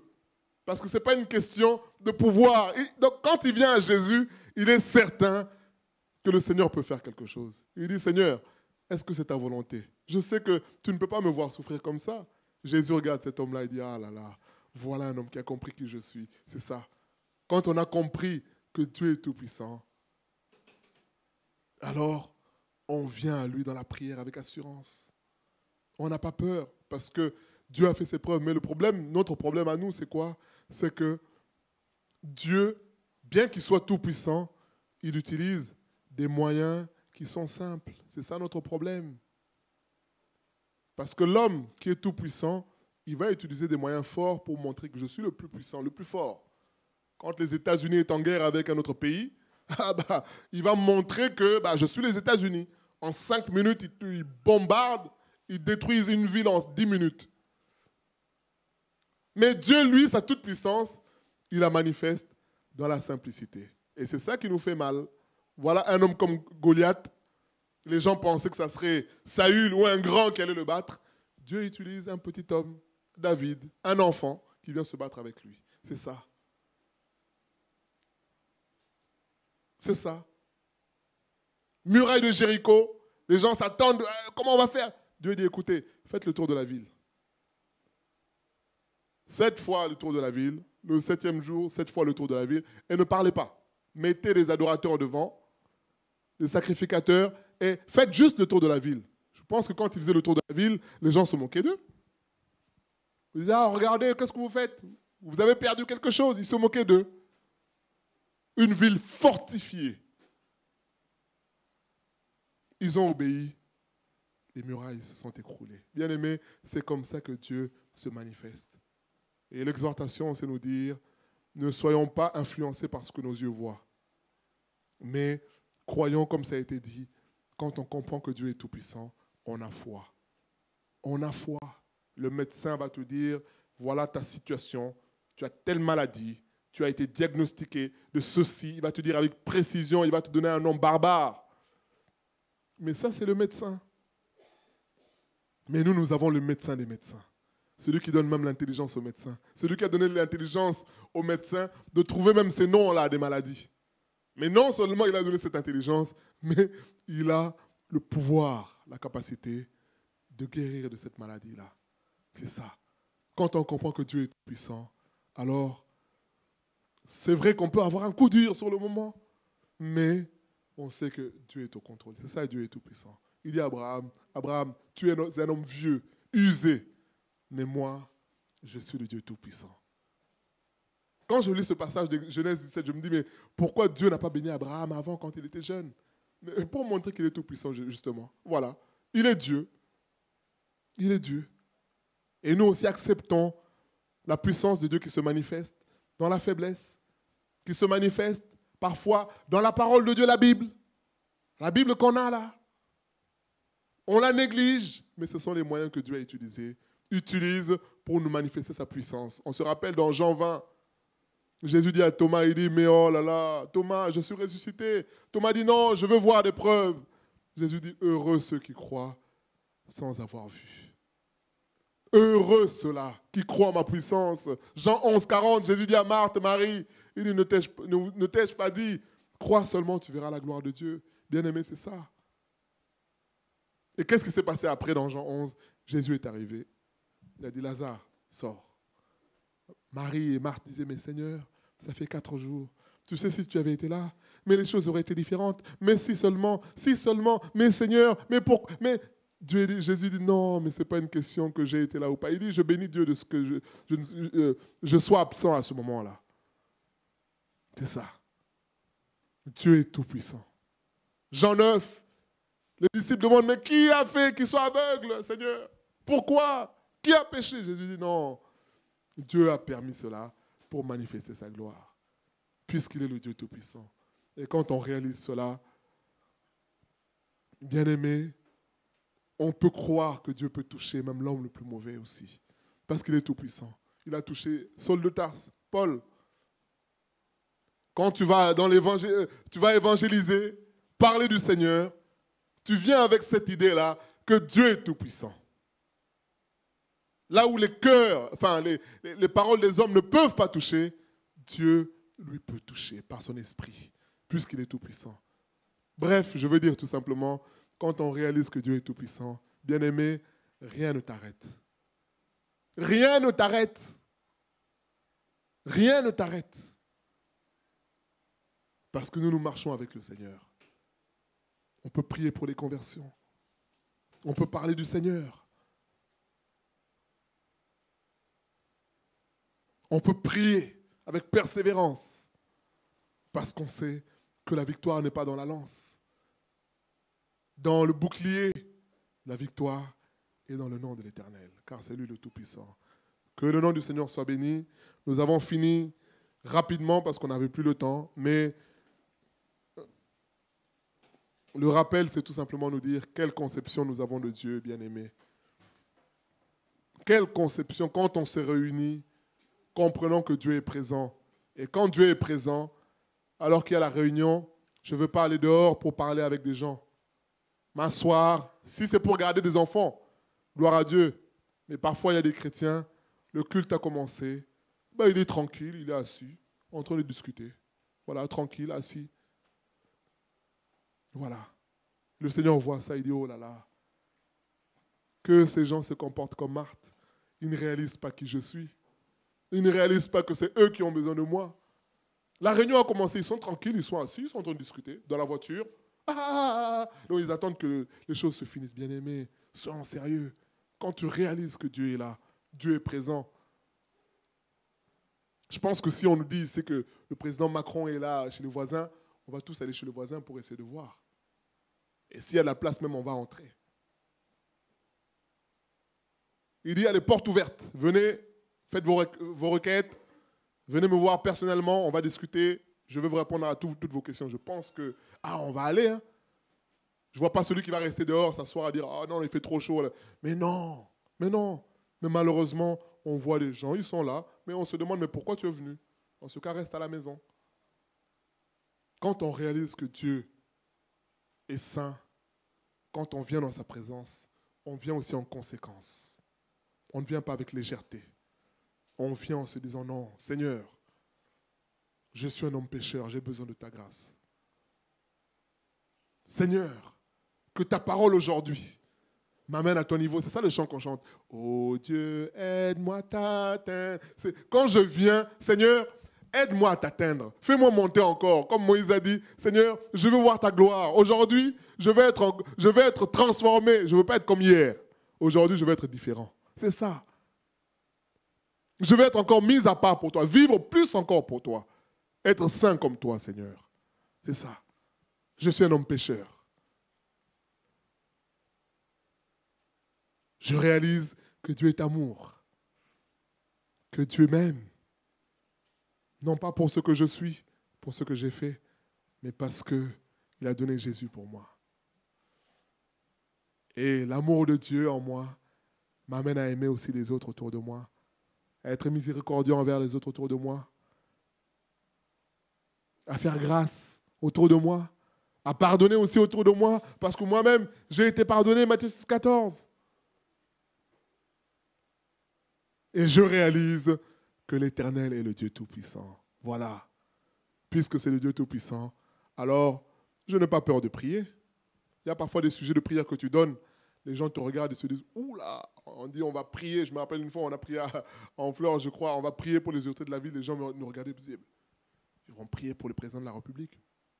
Je dis, oui, mais c'est ça. Dans la prière, on a la liberté. On a la liberté de prier pour tous les sujets. Mais la différence, c'est quoi? C'est quelle est ta conception? Qui est Dieu? Puisque c'est le Tout-Puissant, alors je prie. Je n'ai pas peur. Je n'ai pas peur, je prie. Mais si tu penses que Dieu est à un certain niveau, ta prière aussi va se limiter à ce niveau-là. Tu vas demander, bon, Seigneur, donne-moi la nourriture pour aujourd'hui. Donne-moi la nourriture pour demain. Tu vas t'arrêter là, c'est déjà bien. Mais celui qui croit que Dieu est tout-puissant, lui, il va dire, Seigneur, donne-moi la nourriture, non pas seulement pour aujourd'hui, pour demain, mais suffisamment pour que je distribue aussi aux autres. Voilà, c'est ça. Il est audacieux dans sa prière. Il n'est pas limité parce que Dieu n'est pas limité. C'est ça que Jésus dit, le premier texte, Dieu est esprit. Et il faut que ceux qui l'adorent viennent l'adorer en esprit, en vérité. C'est-à-dire que Dieu n'est pas humain. Nous, on est hommes. On a l'esprit de Dieu, mais on est hommes. On est limité par la maladie, par les épreuves, par les soucis.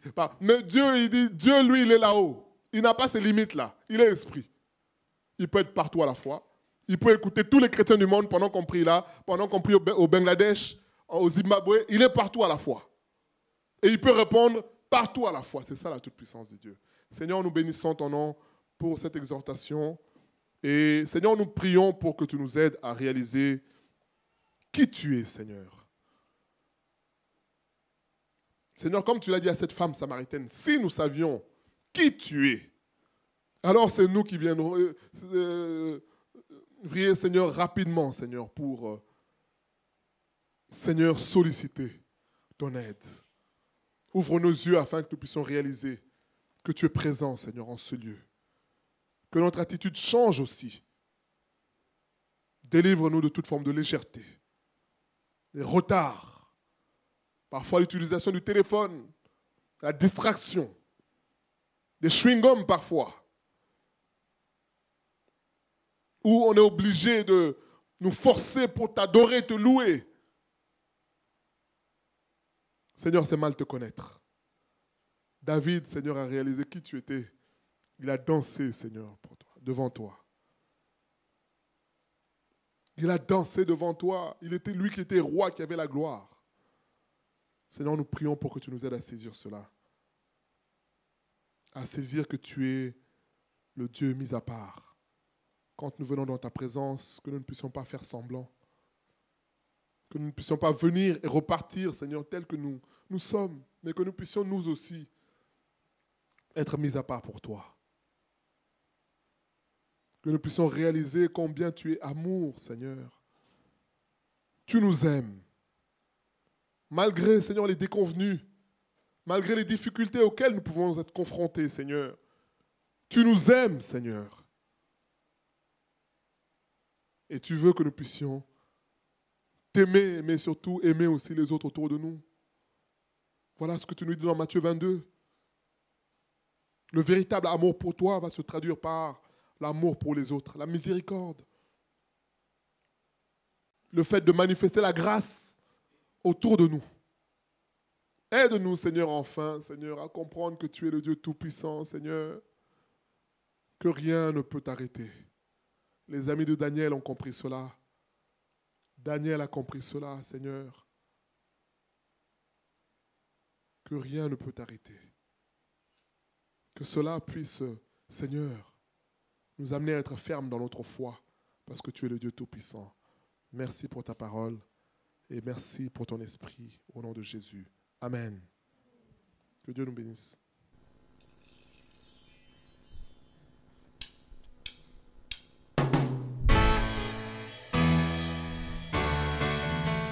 J'ai choisi Jésus pour guider ma vie. Mon bien-aimé Jésus, il est à moi, je suis à lui. J'ai choisi Jésus pour guider ma vie. Mon bien-aimé Jésus, il est à moi, je suis à lui. J'ai choisi Jésus pour guider ma vie.